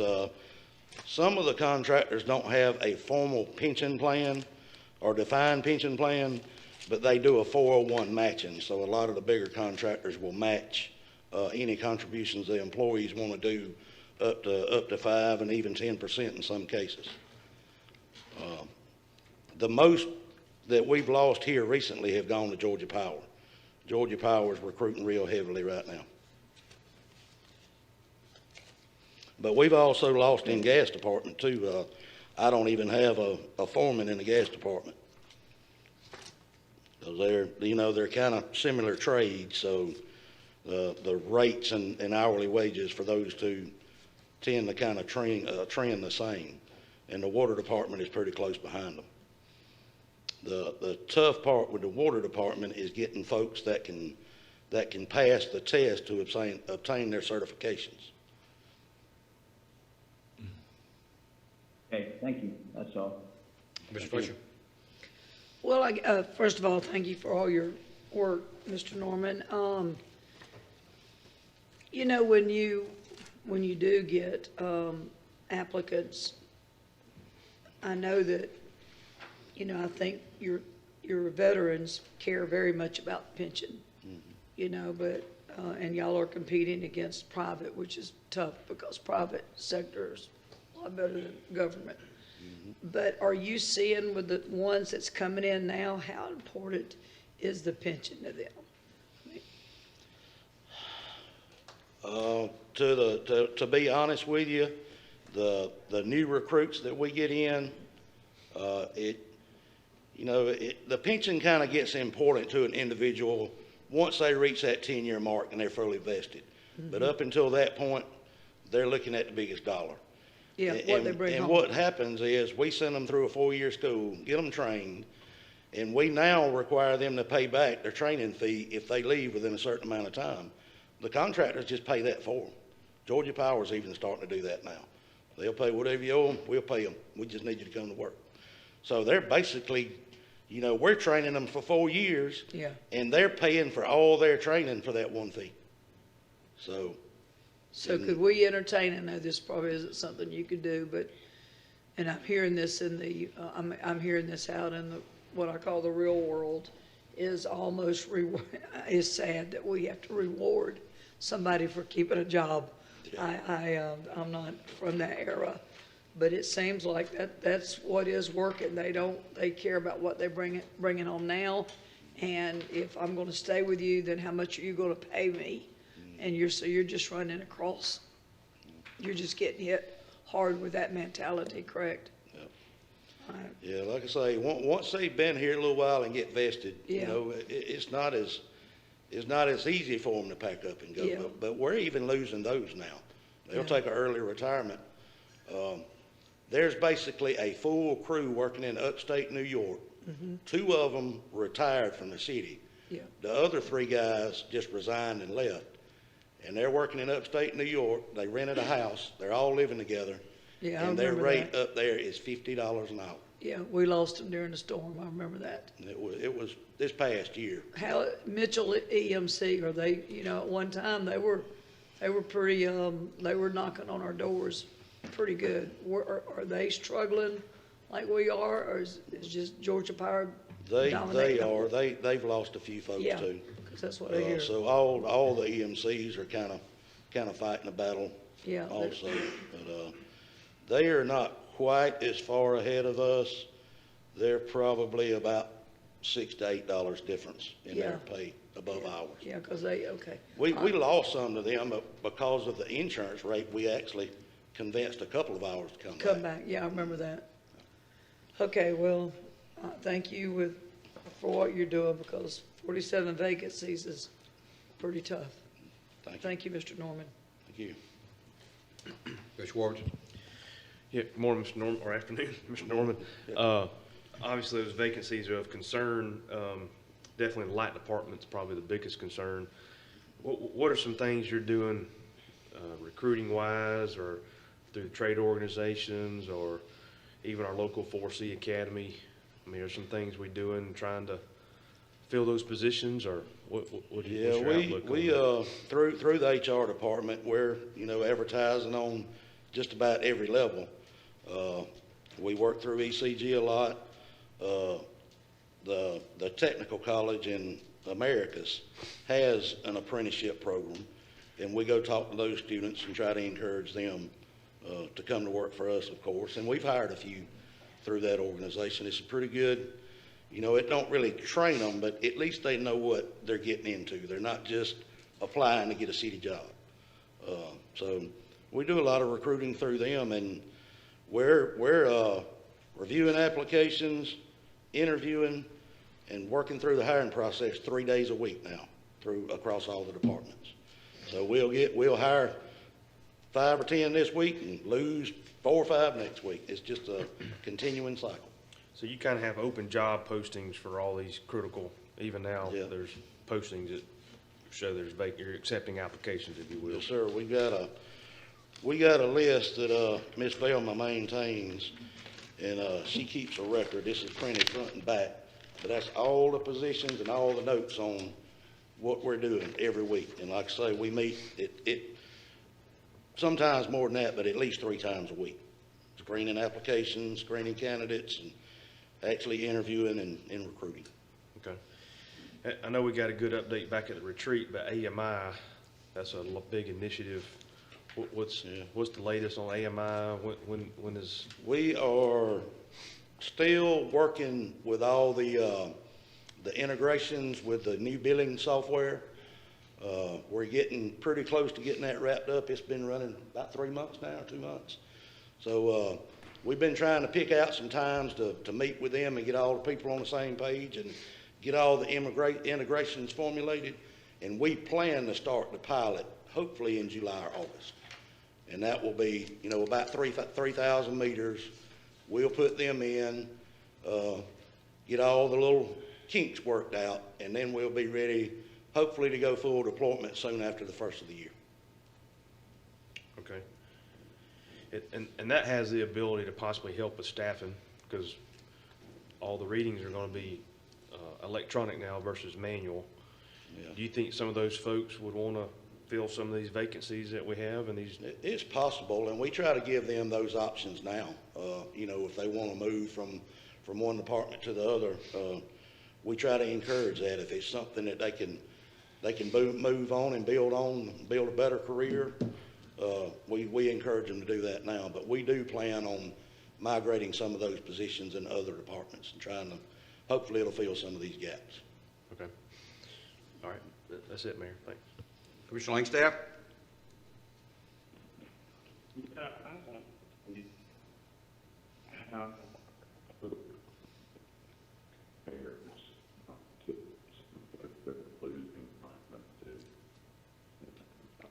think we have a poor connection. The health insurance, just to kind of get an idea, I got a feeling that our benefits package is richer than what our competitors are offering, but obviously it's difficult to get people to look, you know, long-term at the value of it, and we just may have to reinvent the wheel to be competitive.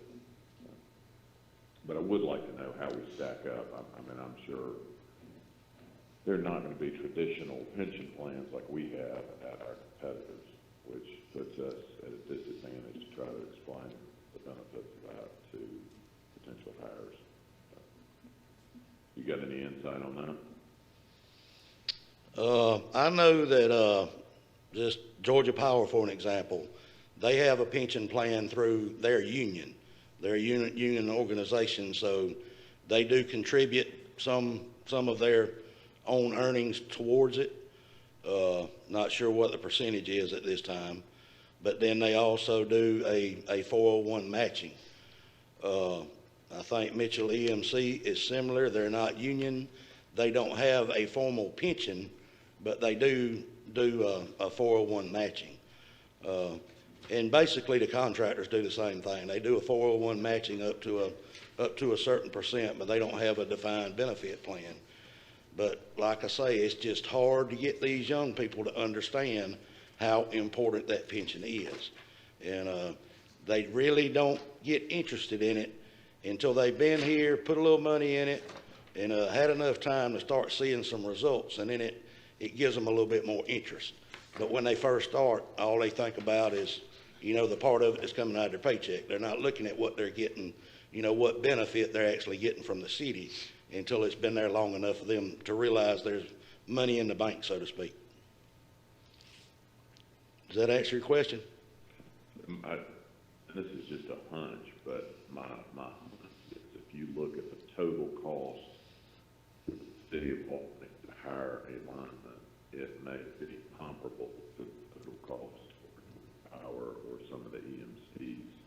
When you factor in how much the city itself is spending on health insurance, the porch, city pet, and all of that, it's an unfortunate situation. I don't have the answer to it, but I think that is a source of the problem. That's all I got. Ms. Young? Yes, sir. Do you know, I guess, and I don't want to kind of put you on the spot, but do you know, I guess, the starting salary of maybe an average starting salary of these vacancies that we keep referencing? Our starting salary? Well, specifically for some of the vacant spots that you're talking about. I can bring that up right quick. Get the right folder.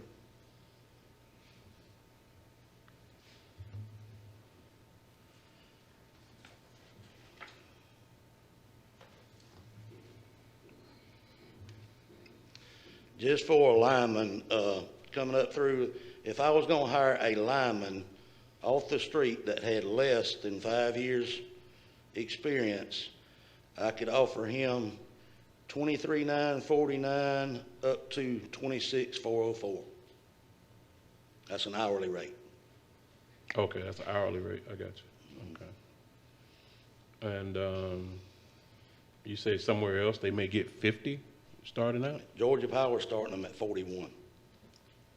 Okay. Mitchell starts them at 38. Okay. And I don't know if this question's got asked. Why, do you have an answer for the disparity?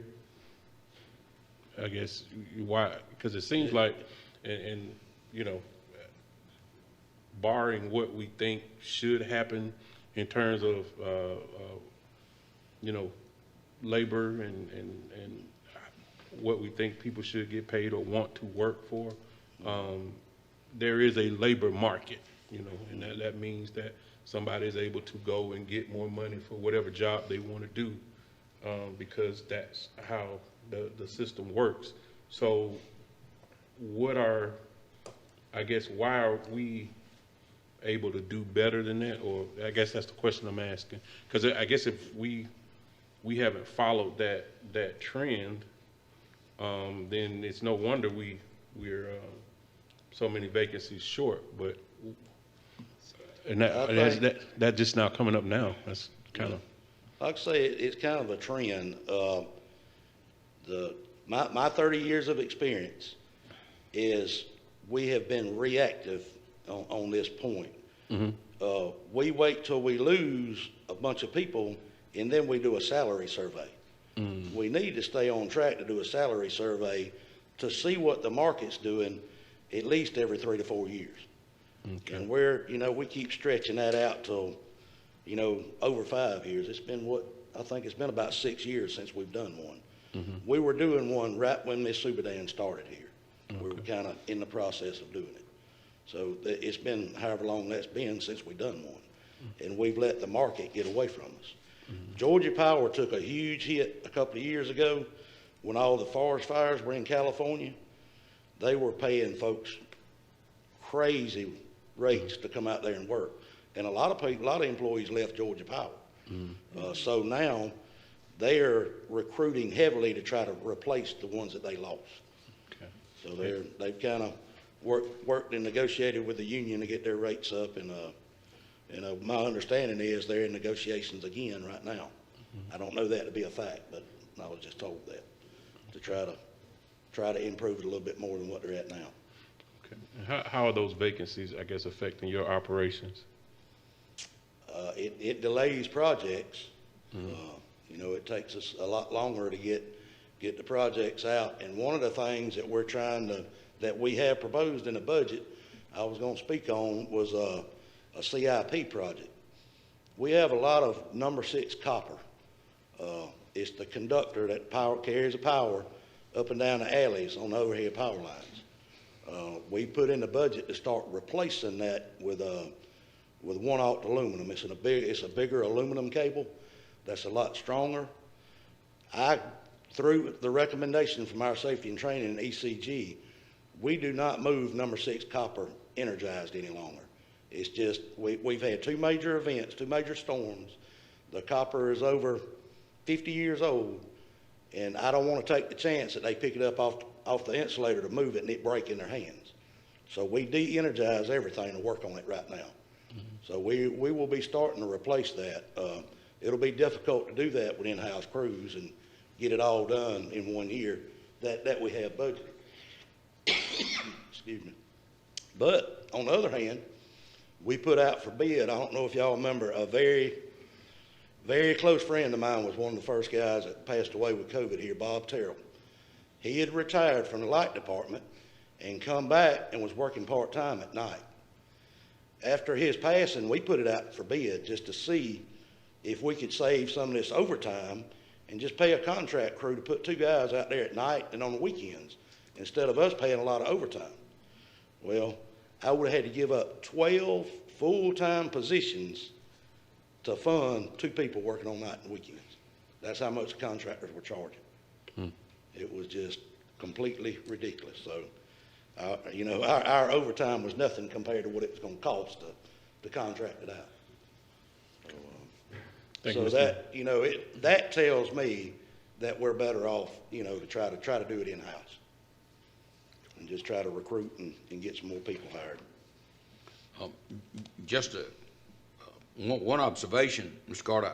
I always had some questions about the city getting into fiber optics. I think we did it a little late to the dance, but it looks like this year we're projecting a income for the first year as opposed to a loss. Is that right? That is correct. The fiber optic department has been steadily improving. We started out in a pretty significant deficit. So it took a while for us to work our way through that process and make some changes internally as well as the way we handle our customers and the way we handle our services.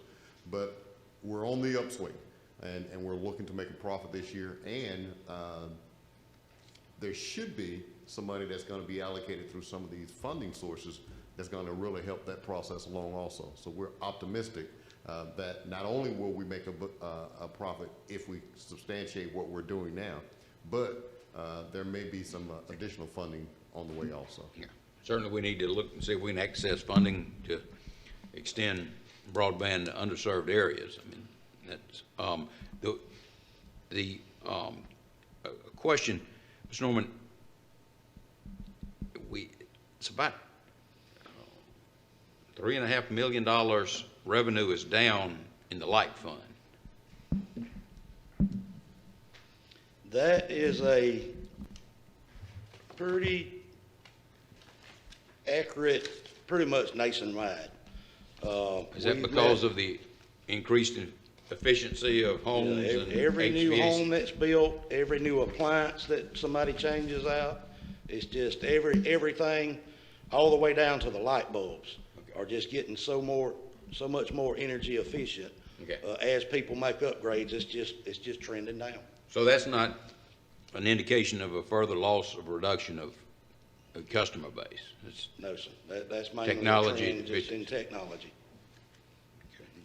Any further questions for Ms. Norman? Could I say something? Yes, ma'am. And surely, and this might probably be Mr. Carter or HR, but, you know, thinking about, and I know what you're saying, and certain, until they get to a certain age or a family or something, they don't care. But I know people that, like, that's in real estate, or if they're buying rentals, or if people that are buying stock, you know, really, the first thing that they ask for is almost like an amortization of, could you just show me where this is gonna be at in 10 years, or 20 years, or 30 years? And that makes a huge, I mean, that makes a difference, and I'm just wondering if we are putting that in their package, and if we could do a better job of letting them know, don't use the whisper campaign, not that I'm saying y'all are, but saying, look, we understand that right now at 26, 28 years old, you probably don't care about a pension, but God forbid something happened to you and you got disabled. Or when you do reach 62, 66, 70, whatever it's gonna be, because, I mean, I know people that have retired from the city and they're doing real well. I know people that delayed their retirement because of how strong the stock market was doing, just to watch their pension go up $600 to $800 a month for life. So I do think that we need to probably be a little bit more proud of our benefits. Now, the hourly gap is an issue, you know, but tout our benefits, because we do have a wonderful pension. We do have a good health care. And, you know, I've questioned before, Mayor and Commissioners, you know, can you give them that option? You know, you don't want to get in the pension, well, take it all home with you now. But I do know that it makes a world of difference in the real world when you could sort of force them to see, you mean if I stay here 10 years, this is what it's going to be worth for 20 or 30?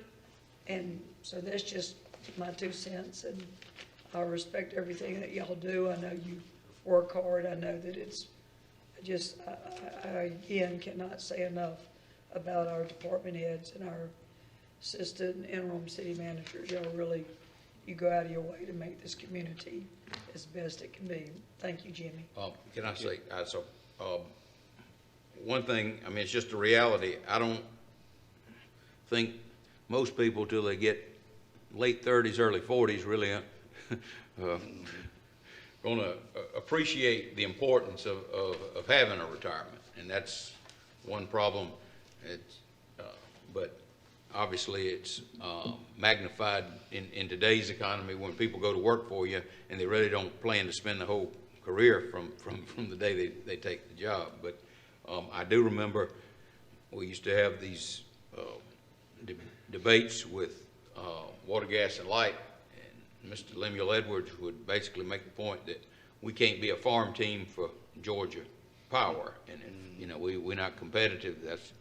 That's the issue we're going to address, and I guess continues to be the situation, and we'll have to respond accordingly.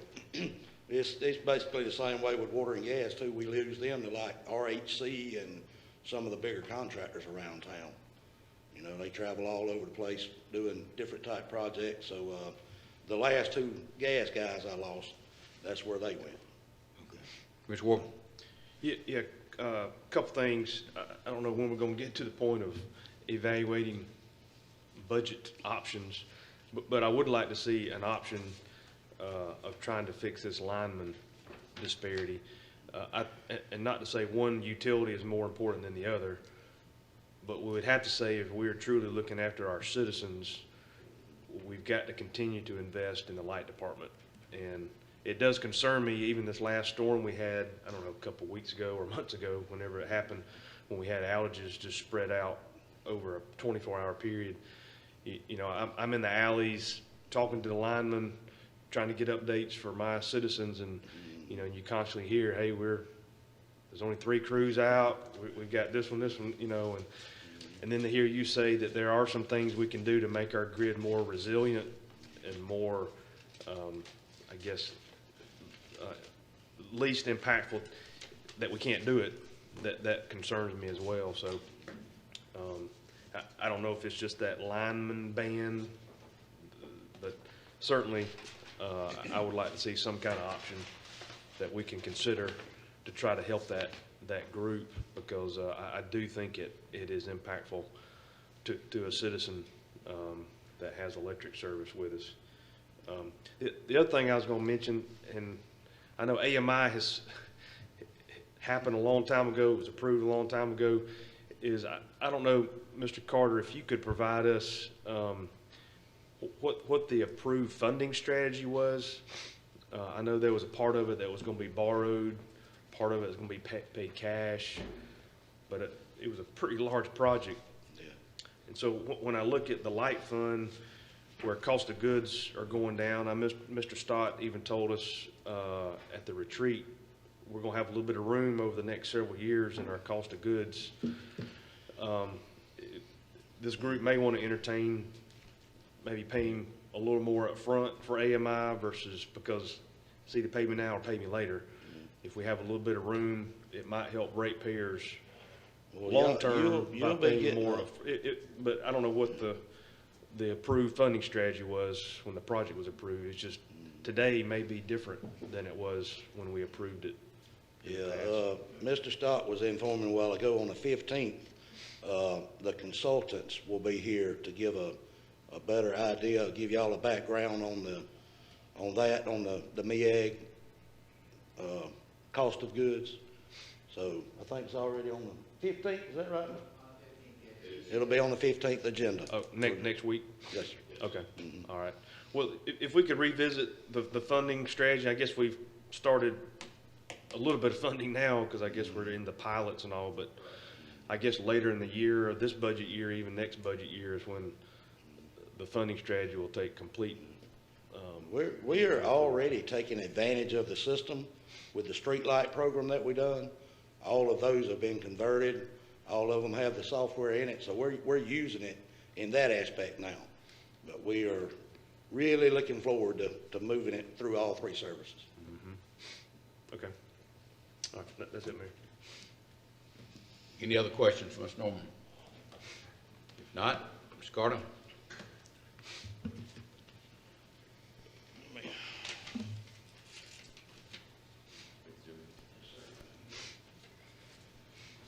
All right, thank you for allowing us to present to you today. You've seen several of our departments. As you've seen, there's one issue that kind of repeats itself throughout most of our departments, and that's personnel. We seem to have a struggle with personnel, not just in our lineman department, our fire department, our police department. Across the board, actually, we have several vacancies throughout the city. As a matter of fact, Mr. Brown actually talked to you about how we budget for that vacancy spot. So that is something that we're dealing with throughout the city. Absolutely something that we need to address. So that is one thing that I'd like to, as we move forward with our budget discussions, bring back to you some other ways that we can maybe identify or address some of those issues. There are some questions that we have to get an answer to, and I'm going to ask that you guys provide us that direction. One is pay. That's always going to be an issue that comes up. We have currently a 2.5% increase in the budget that has been proposed to you, with the correction of the subordinate supervisor process. However, we need your direction on, is that adequate? Do you want to do something different? And if you do want to do something different, exactly what is that? So that we can incorporate that into the next budget iteration that we provide to you. Another thing that we need to talk about is recreation. We've had a discussion about that today. We have that $4.1 million that's allocated to recreation this year. However, we don't really know how you want to spend that $4.1 million. And that's one of the things that we'd like to get some definite answers about, is how we want to move forward with that. We also have the kind of sleeping giant in the room is that $20 million grant that we've gotten.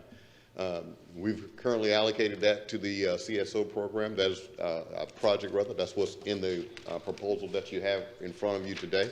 However, I know that there's some discussion about maybe doing something different with that. So we want to make sure that we have some good direction from you guys as to how you want to handle that and where you want to move forward as we move forward with that. And finally, there's some additional funding being solicited for different organizations around the state. I know there's one for EDC is looking to alter the funding that we've done previously for that. That is not in our budget. That's not something that we've incorporated in the budget that's before you. So if that is something that you're going to consider, if there's other funding that you want to provide to other organizations, we need some really good direction on what that funding is and who those organizations are going to be. So as we get ready to end the things that we're presenting to you, what I'm requesting now from you guys is where do we go from here? And that's not rhetorical. So. Coach Howard, you want to respond to? Mr. Carter, will we, at our meeting on the 15th, will we have Public Works to come and give us a overview? If you want Public Works to come, we have Public Works to come. If you want to meet again before the 15th or after the 15th, we'll do whatever is necessary for you guys to get the information you need. How would you like to proceed? I would say at our next work session on June 15th.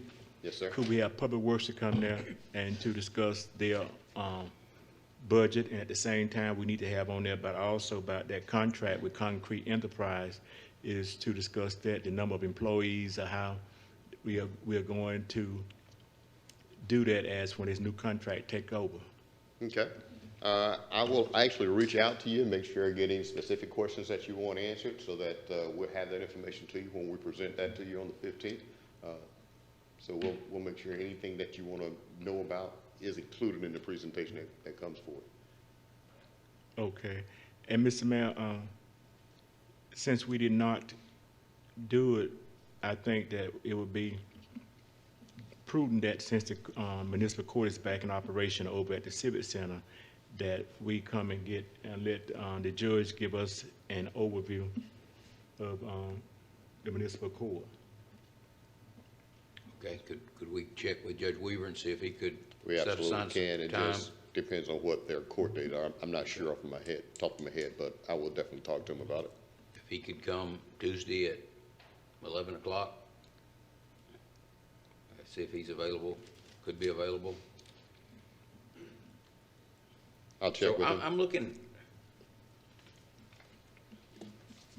there's not a tab, so Public Works is not a separate tab. We just got that set aside as a utility fund. Is that right, Mr. Brown? Or as utility? It's under that area. Yeah. Is that the way we? Yes, Public Works, we consider Public Works as a part of it. I'm sorry, Correct. sir. Say it again, sir, I'm sorry. That's the way it's presented in this budget. I mean, we have Public Works, but down here we got Solid Waste Fund, Sanitary Sewer, Stormwater. Right, all of those combined makes what we call Public Works. It's not a, one department that makes up Public Works, just as there's not one department that makes up operational utility. It's the water, gas, light, those kind of things. But we still have a Public Works Department. Yes, sir. Yeah, so I would think, but, I would have just, okay. But we're gonna have representatives of Public Works here to discuss. Right, Mr. Stacey Rowe, who's the head of all of those divisions, will be the one Yes. that Okay. presents to you. Good news. I just think that would be, if Public Works was up here, but, okay. Mayor Pro Tem, any questions? Is that all, Commissioner Howard? That's it, Mr. Mayor. Mayor Pro Tem? Thank you, sir. Yes or no questions? Maybe at the next meeting, if we could go over the special revenue funds, especially the SPLOST and T-SPLOST and where some of them, maybe capital improvement and hotel motel funds and where some of those dollars are allocated. Okay. Okay. Mr. Fletcher? Well, again, just to, you know, Mr. Carter, and we all know to be successful, you have to know who your competitor is, and our competitor is private. Yes. You know, I mean, that's just it. It's tough to beat, and I mean, I'm personally glad to see that because it means that we have growth in our country, and, you know, so we just have to be very, very honest and open with our constituents, which will pay for any brunt of anything that we do or any decision that we make, you know, and you said that you hear some rumblings or something about some changes, that maybe we said one thing in the retreat, maybe we might be changing. I probably would, I mean, that just happens, Mr. Carter, but, you know, we do need to give you direction on exactly what we want with everything, because you can't just keep grasping at the, in the thin air. But thank you for, again, you haven't been in this seat very long either, and thank you for what you've done and the people that you're sort of plugging in. We have them people right. Thank you. And you're one of them, and thank you very much. Thank you very much, man. It's our pleasure. Thank you. Mr. Warrington?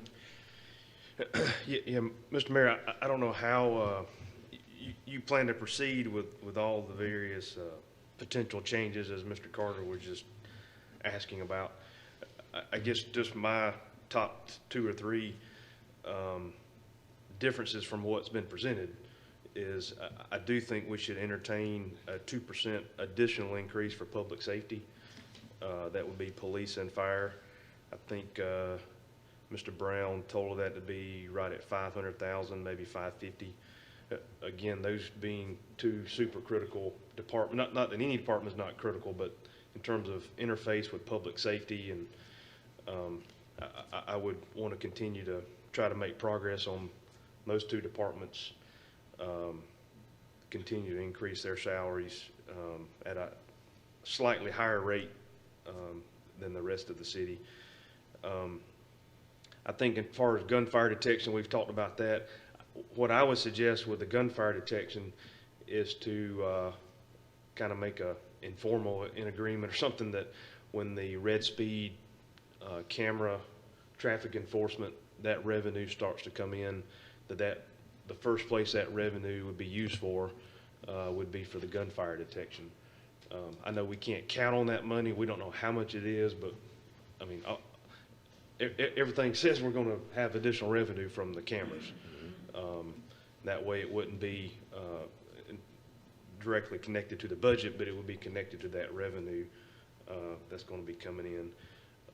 Also, as Mr. Norman just presented, that lineman group, I don't know what percent, but it would be a recommendation to staff. Again, that's an area that citizens have direct concern and connection with. So whether it's a 2%, 4%, you know, that group's a little different. You can't just put a percentage on it, but if we can do something to help that group that has a direct connection to our utilities and our way of life, and can help the sustainability of our electric grid, would be good. And then Mr. Carter just briefly mentioned, but this EDC funding is something too that I would want to support. Right now, the EDC is supported by 3 entities: the county, the city, and the chamber. What the idea going forward is the chamber support is going to go away. Yes. And I think it has been a challenge even before COVID, but even after COVID, the business community, the Chamber Foundation, honestly has never been able to provide their full $250. And so the thought going forward with our new president, kind of a new direction of the EDC, is that the EDC will become city-county only funded. So it'll eliminate that third party in terms of supporting EDC. You know, I think that really gives to the city-county direct input into the chamber. I know we've talked as a commission, that we would like the EDC to kind of focus more on some of the small business support, retail. I think EDC certainly wants to do that. That just gives us more ways to say, hey, we need more help in that area. And then even in terms of leadership on the board, that makes the city county the only two making appointments on the EDC board.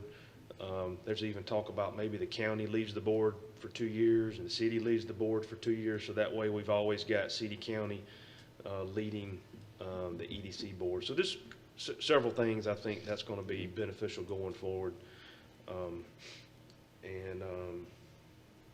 I think that, so those are just my inputs in terms of changes, Mayor. I don't know how, if we're going to take them line by line, or if we're going to look at next week, but certainly by the end of the month, we've got to have decisions. But those would be kind of my big bucket items that I would just suggest in terms of changes to the budget. Commissioner Langstaff?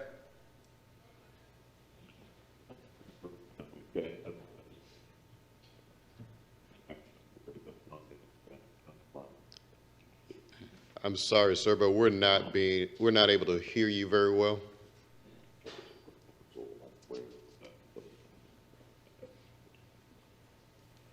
Can you tell me? Commissioner Langstaff? Okay, Commissioner Young, would you take Commissioner Langstaff? Want me to go ahead? Yes, please. Check. Okay. Yes, sir. Yes, sir. There was a couple of questions that I had that I emailed to you, and I know we have this issue, you know, kind of concerning pay all over different departments. But what I wanted to know was where is our floor in terms of what our pay is, and you know, there's been a lot of discussion in terms of minimum wage around the country, and I want to know how many of our employees are making $15 an hour, and what are those positions? I got that information from our HR department earlier. Current number is 166 employees making less than $15 an hour. And there is a host of positions that encompasses that. I can send everyone that list that gives you the title of those positions, as well as the hourly pay for those positions, so that you have something to go by. But there are 166 employees currently making less than $15 an hour. Okay. And the reason I asked that question is, you know, when we talk about these things, and as far as, you know, who we're competing against, we have to understand that, you know, labor is a market just like any other market that we have that you compete with, and it's just a new reality now that folks are starting to look at how much they're getting paid versus what they feel like their worth is to whatever job or company that they're working for, and that's just going to be what we're dealing with moving forward. So I hope that, you know, we're ready for that. I think we've already experienced that with our police. We're starting experiencing that with our firefighters, and this thing with our linemen is like, whoa, you know. So it's the reality of the situation. We have to understand that there is a labor market, and those folks are, whatever you think they ought to be doing, they are at their will to do that. And let me see, the other question I had was,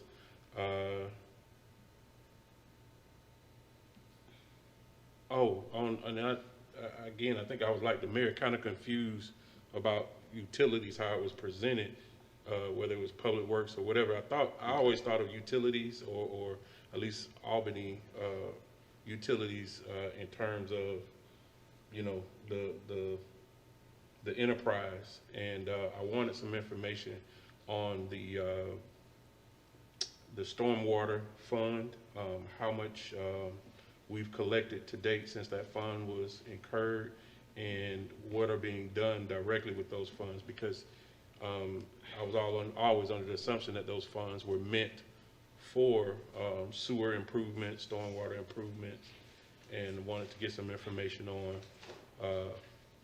where and how those funds were being utilized since we've been collecting those, because it's kind of a hard sell for people in my community who, you know, are hear that these funds are, you know, these $20 million is available for COVID relief, but we want to put it on something that they've been getting a bill for all these years. And we also understand that Albany Utilities turns a profit, and they're the ones that are responsible for stormwater and sewage. So, you know, why those profits have not been put on the CSO project as well. So did we have some information on that? Absolutely, I did. Okay. The stormwater, since 2014 through May of this year, has collected $27 million, a little over $27 million total. However, the purpose of that is to substantiate and support the stormwater system itself and maintenance of those systems. That is a separate fund that is separate from those other funds that we've talked about, like the Albany Utility, the water, gas, and light, though that's a separate fund from that. That is not a fund that is traditionally that makes money. That's a fund that actually works on a deficit over the course of all these years. What actually happens is, let me just, I'll give you a few statistics. Albany has approximately 423 miles of streets with drainage systems and 100 publicly maintained detention ponds, 333 miles of piping systems, over 22,000 drainage inlets and other structures, and several hundred miles of drainage ditches. All must be inspected and maintained by the city to ensure they function properly. When rainfall events occur, and to comply with EDA unfunded mandates.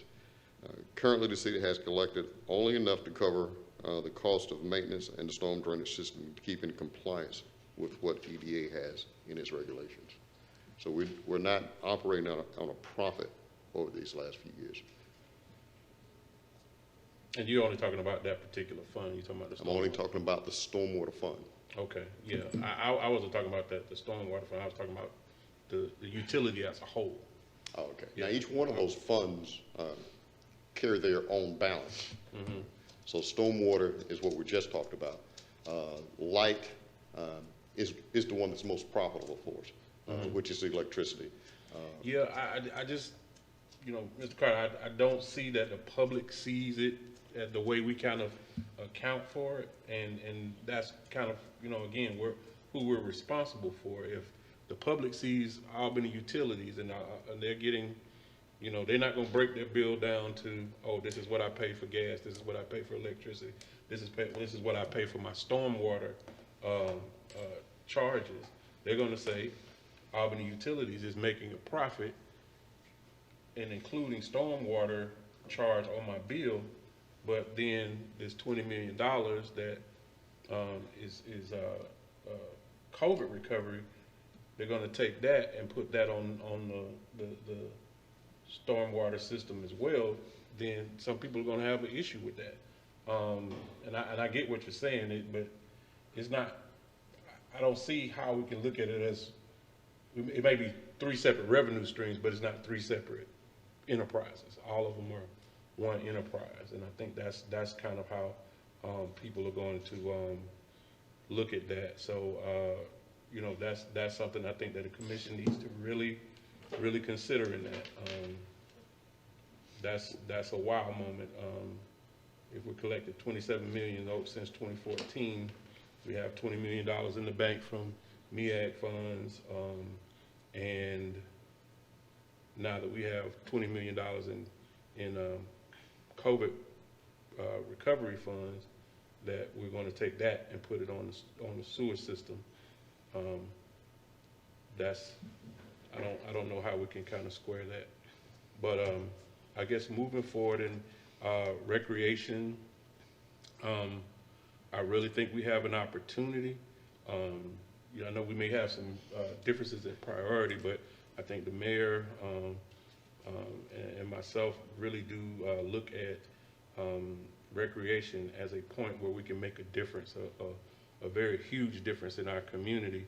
And I want to see that be the best it can be because, again, COVID has exposed a lot of things in terms of the health of our community and where we can do some real work in terms of wellness and reconnecting with our community, because all of these things that we're fighting go back to the health and stability of our community. We talk about, youth crime, gangs, those type of things.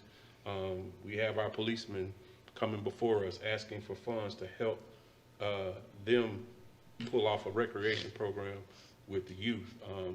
We talk about, the health from COVID, our comorbidities. We need more programming for our adults in terms of wellness, and we really do need to see where we can find those opportunities to bring more wellness programs to the communities. Those are things we can do as a commission, as well as partner with folks like the school system and our health systems. But again, we have to put some skin in the game. And all of this goes back to community development. I understand, we have, I guess, an obligation to the EDC, but I think some folks still, especially on the city side, have have some either some questions or some misgivings about the value of the EDC to the city itself, and what they've been able to accomplish over the years. But again, we don't put any skin in the game with our own community economic development department that's a part of the city, and they've never gotten, well, I'm gonna say never, but they don't get a dime in general funds. They're always subsisting off of, federal funding, which should really be going out into the community for community and economic development, and really bringing that program and that department to the forefront of a lot of these initiatives that we're doing.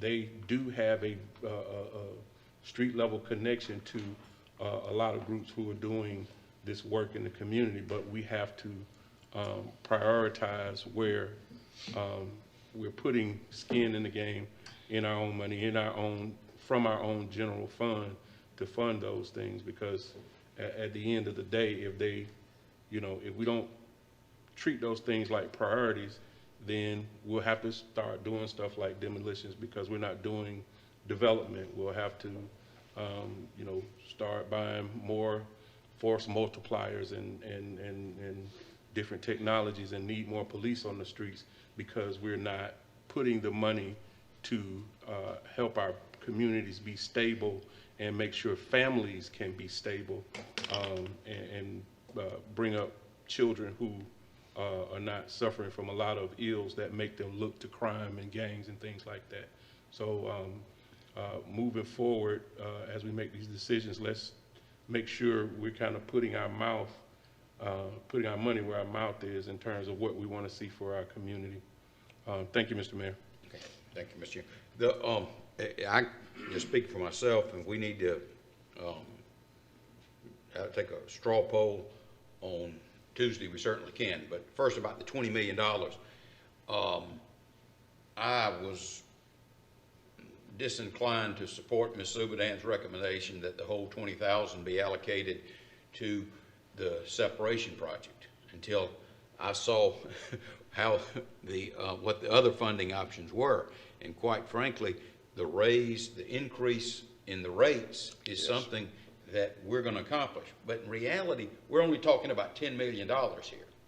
If this infrastructure bill comes down, then we might have the ability to access funds from that act. Absolutely. In which event, this $10 million, we can revisit it. But yes, for myself, until we know whether or not additional funding is available, I have no reservation about saying the $20 million, well, let's just say the $10 million, the first, what they call tranche of funds should be allocated, and we need to get going with this separation project. And I'm not lecturing you here, Mr. Carter, because, I mean, you know it as well as anybody else, but with this money coming into the economy, we all see it. Ms. Fields said she's expecting construction costs, I think, to go up 30%. Absolutely. So this project we have at Driscoll Park, if we're getting a number of 3.6 million, that's going to be north of 4 million. And so when you ask about, I mean, when you say staff needs direction on recreation, we've committed to Driscoll Park. Okay.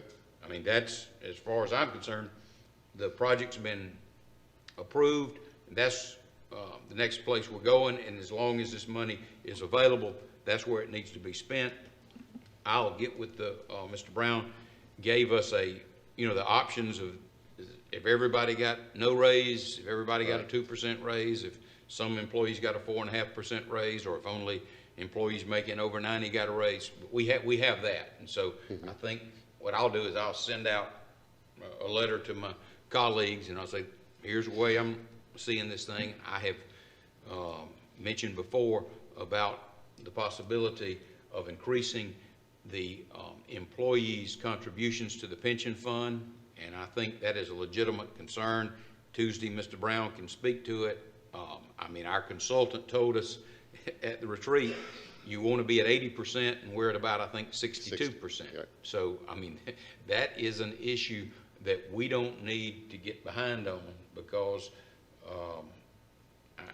the way it's set up, the pension fund doesn't need to be coming to the commission and saying we're not adequately funded to meet our obligations. We need to get out of on the front end. So that's, but in this, what Commissioner Warburton mentioned about funding the shot spotter with revenue, let's hear from Chief Pursley. I mean, if those funds excess over that could go into the what Captain Taylor, what is it, the Youth Albany Daugherty Youth Program? Yes. I mean, that would be a source of revenue where we could put the money back in, and I think that would qualify as law enforcement, but we can get an opinion from the city attorney on that. But that is just I mean, as far as I'm concerned, the $10 million, if we need to take a vote, we certainly, I think that'd be the proper way to do it. Yes. The $10 million needs to be committed, and we need to go ahead and start getting some shovels in the ground and moving forward with this separation project. Right. If we don't make a decision on that pretty quickly, as you stated, on all those things that can deal with construction, we're going to be behind the 8 ball on those things, and we'll have to come back to you guys, because we do anticipate that construction costs will escalate over the coming months. So as we get ready to do however you want to go with this, the Driscoll Park process is already in progress. That's not something that we're holding up on. That's something that you guys have already made a decision on, so that process is moving on by itself. However, the other part about where we go with the master plan and what other projects we want to do, those are the things that we're talking about that we need some direction. Oh, okay, good news. Okay. But as far as the CSO, absolutely, if we get more money in the infrastructure bill, we look forward to it. We want to get it, and it's easier. I'll say it this way: it's easier to reallocate money that I get than to try and come up with money that I don't have. Okay. So my position would be to stay where we are with that, and then if we get more money, we can absolutely reallocate. Well, but if we don't get more money, I can't materialize a $10 million out of someplace else. Well, one thing we need to be cognizant of going forward is a lot of that $300 million in that plan is increased maintenance. Correct. And some of the problem we have with our system is deferred maintenance, and I feel reducing the delivery of service and reducing the investment in our maintenance. And one thing I asked Ms. Subadan about with the stormwater, she said, we don't raise enough money. We need to, I think the catch basins, we need to be cleaned out regularly throughout the city, and also improve our maintenance of lift stations. We have a presentation coming to the utility board on that, so we'll be able to see that. Will the utility board get a presentation on the budget? We had not made a presentation to the utility board previously. If you want one, we can. Oh, no, I was just, okay. Needed. Okay. All right. Any other questions, Mr. Carter? Mr. Mayor, also, we did say we were going to add public works to the Yes, sir. That'll be equation. here on the 15th. And I think that on 15, Mr. Mayor and Mr. Carter, we should also have engineer to come to give us a presentation, since we are in the process that, as you all say, we don't need to get behind the 8 ball, that there was catch basin. We need to let Bruce know a timetable that we move from 8th Avenue down to the other 10 or whatever, that we certainly, whether we like it or not, but we know that 2025, we got to meet EPD requirement. Correct. So I think if Bruce can give us an overcap of just lay it out in the next project that we're going to have to be lit, because we don't want to wake up in 2025 is that EPD said that we did not get that 85% capture. Okay, so, I mean, We've already provided, I think, a timeline kind of to the group, but we can reiterate that if that's what you choose. all right. All right, Mr. Carter, if I can just, and tell me anybody hopefully we can hear from Judge Weaver, maybe at 11 o'clock, we just set aside, but also we'll have somebody from Public Works. Mr. Rowe will be here, give us an overview, and then Mr. Maples is going to be here, and Mayor Pro Tem wants an explanation. I guess Mr. Brown will be the only one, this about the special revenues and the SPLOST updates and things of that nature. Okay. Correct. All right. Any other questions? Can I say one more thing before we close? Yes, the last opportunity to make changes would be that June 15th meeting, because June 22nd is the meeting that you will vote on the final budget. So whatever modifications we're wanting to make, we need to have some clear directions between. Well, we might need to meet one more time. That's why I was bringing that up. Yes, after next Tuesday. So let's just. Mayor, can I say something? Yeah. I mean, I want to ask this because a lot's been talked about stormwater and the 27 million. I remember it, and John's probably got a better memory than me, that it was a huge discussion. And as far as the residents was concerned, it was like $7.32 more a month. And we had made the decision it was all going towards stormwater projects. But this was the one decision that pushed us to implement that fee. It was the only way we could get the nonprofits of this community and the churches, et cetera, to pay their fair share, because they're getting services. And you remember, I mean, that was the long discussion we had. So I would love to know how much of that 27 million is coming from nonprofits, because we weren't getting anything.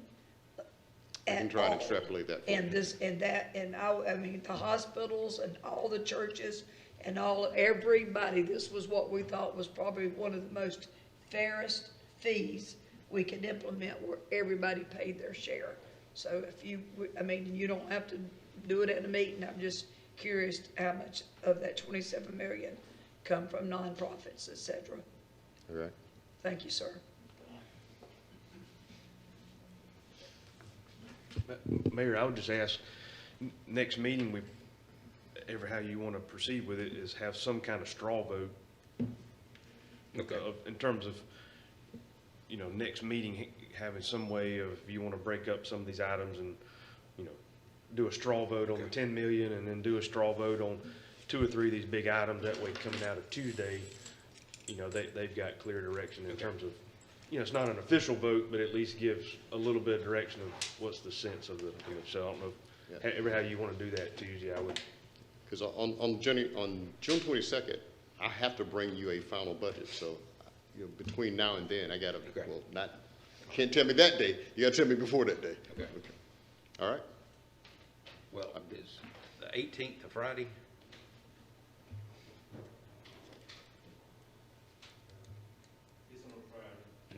Well, let's sort of look at maybe have a. Do something different on the 18th then, have another meeting? Yes, sir. Okay.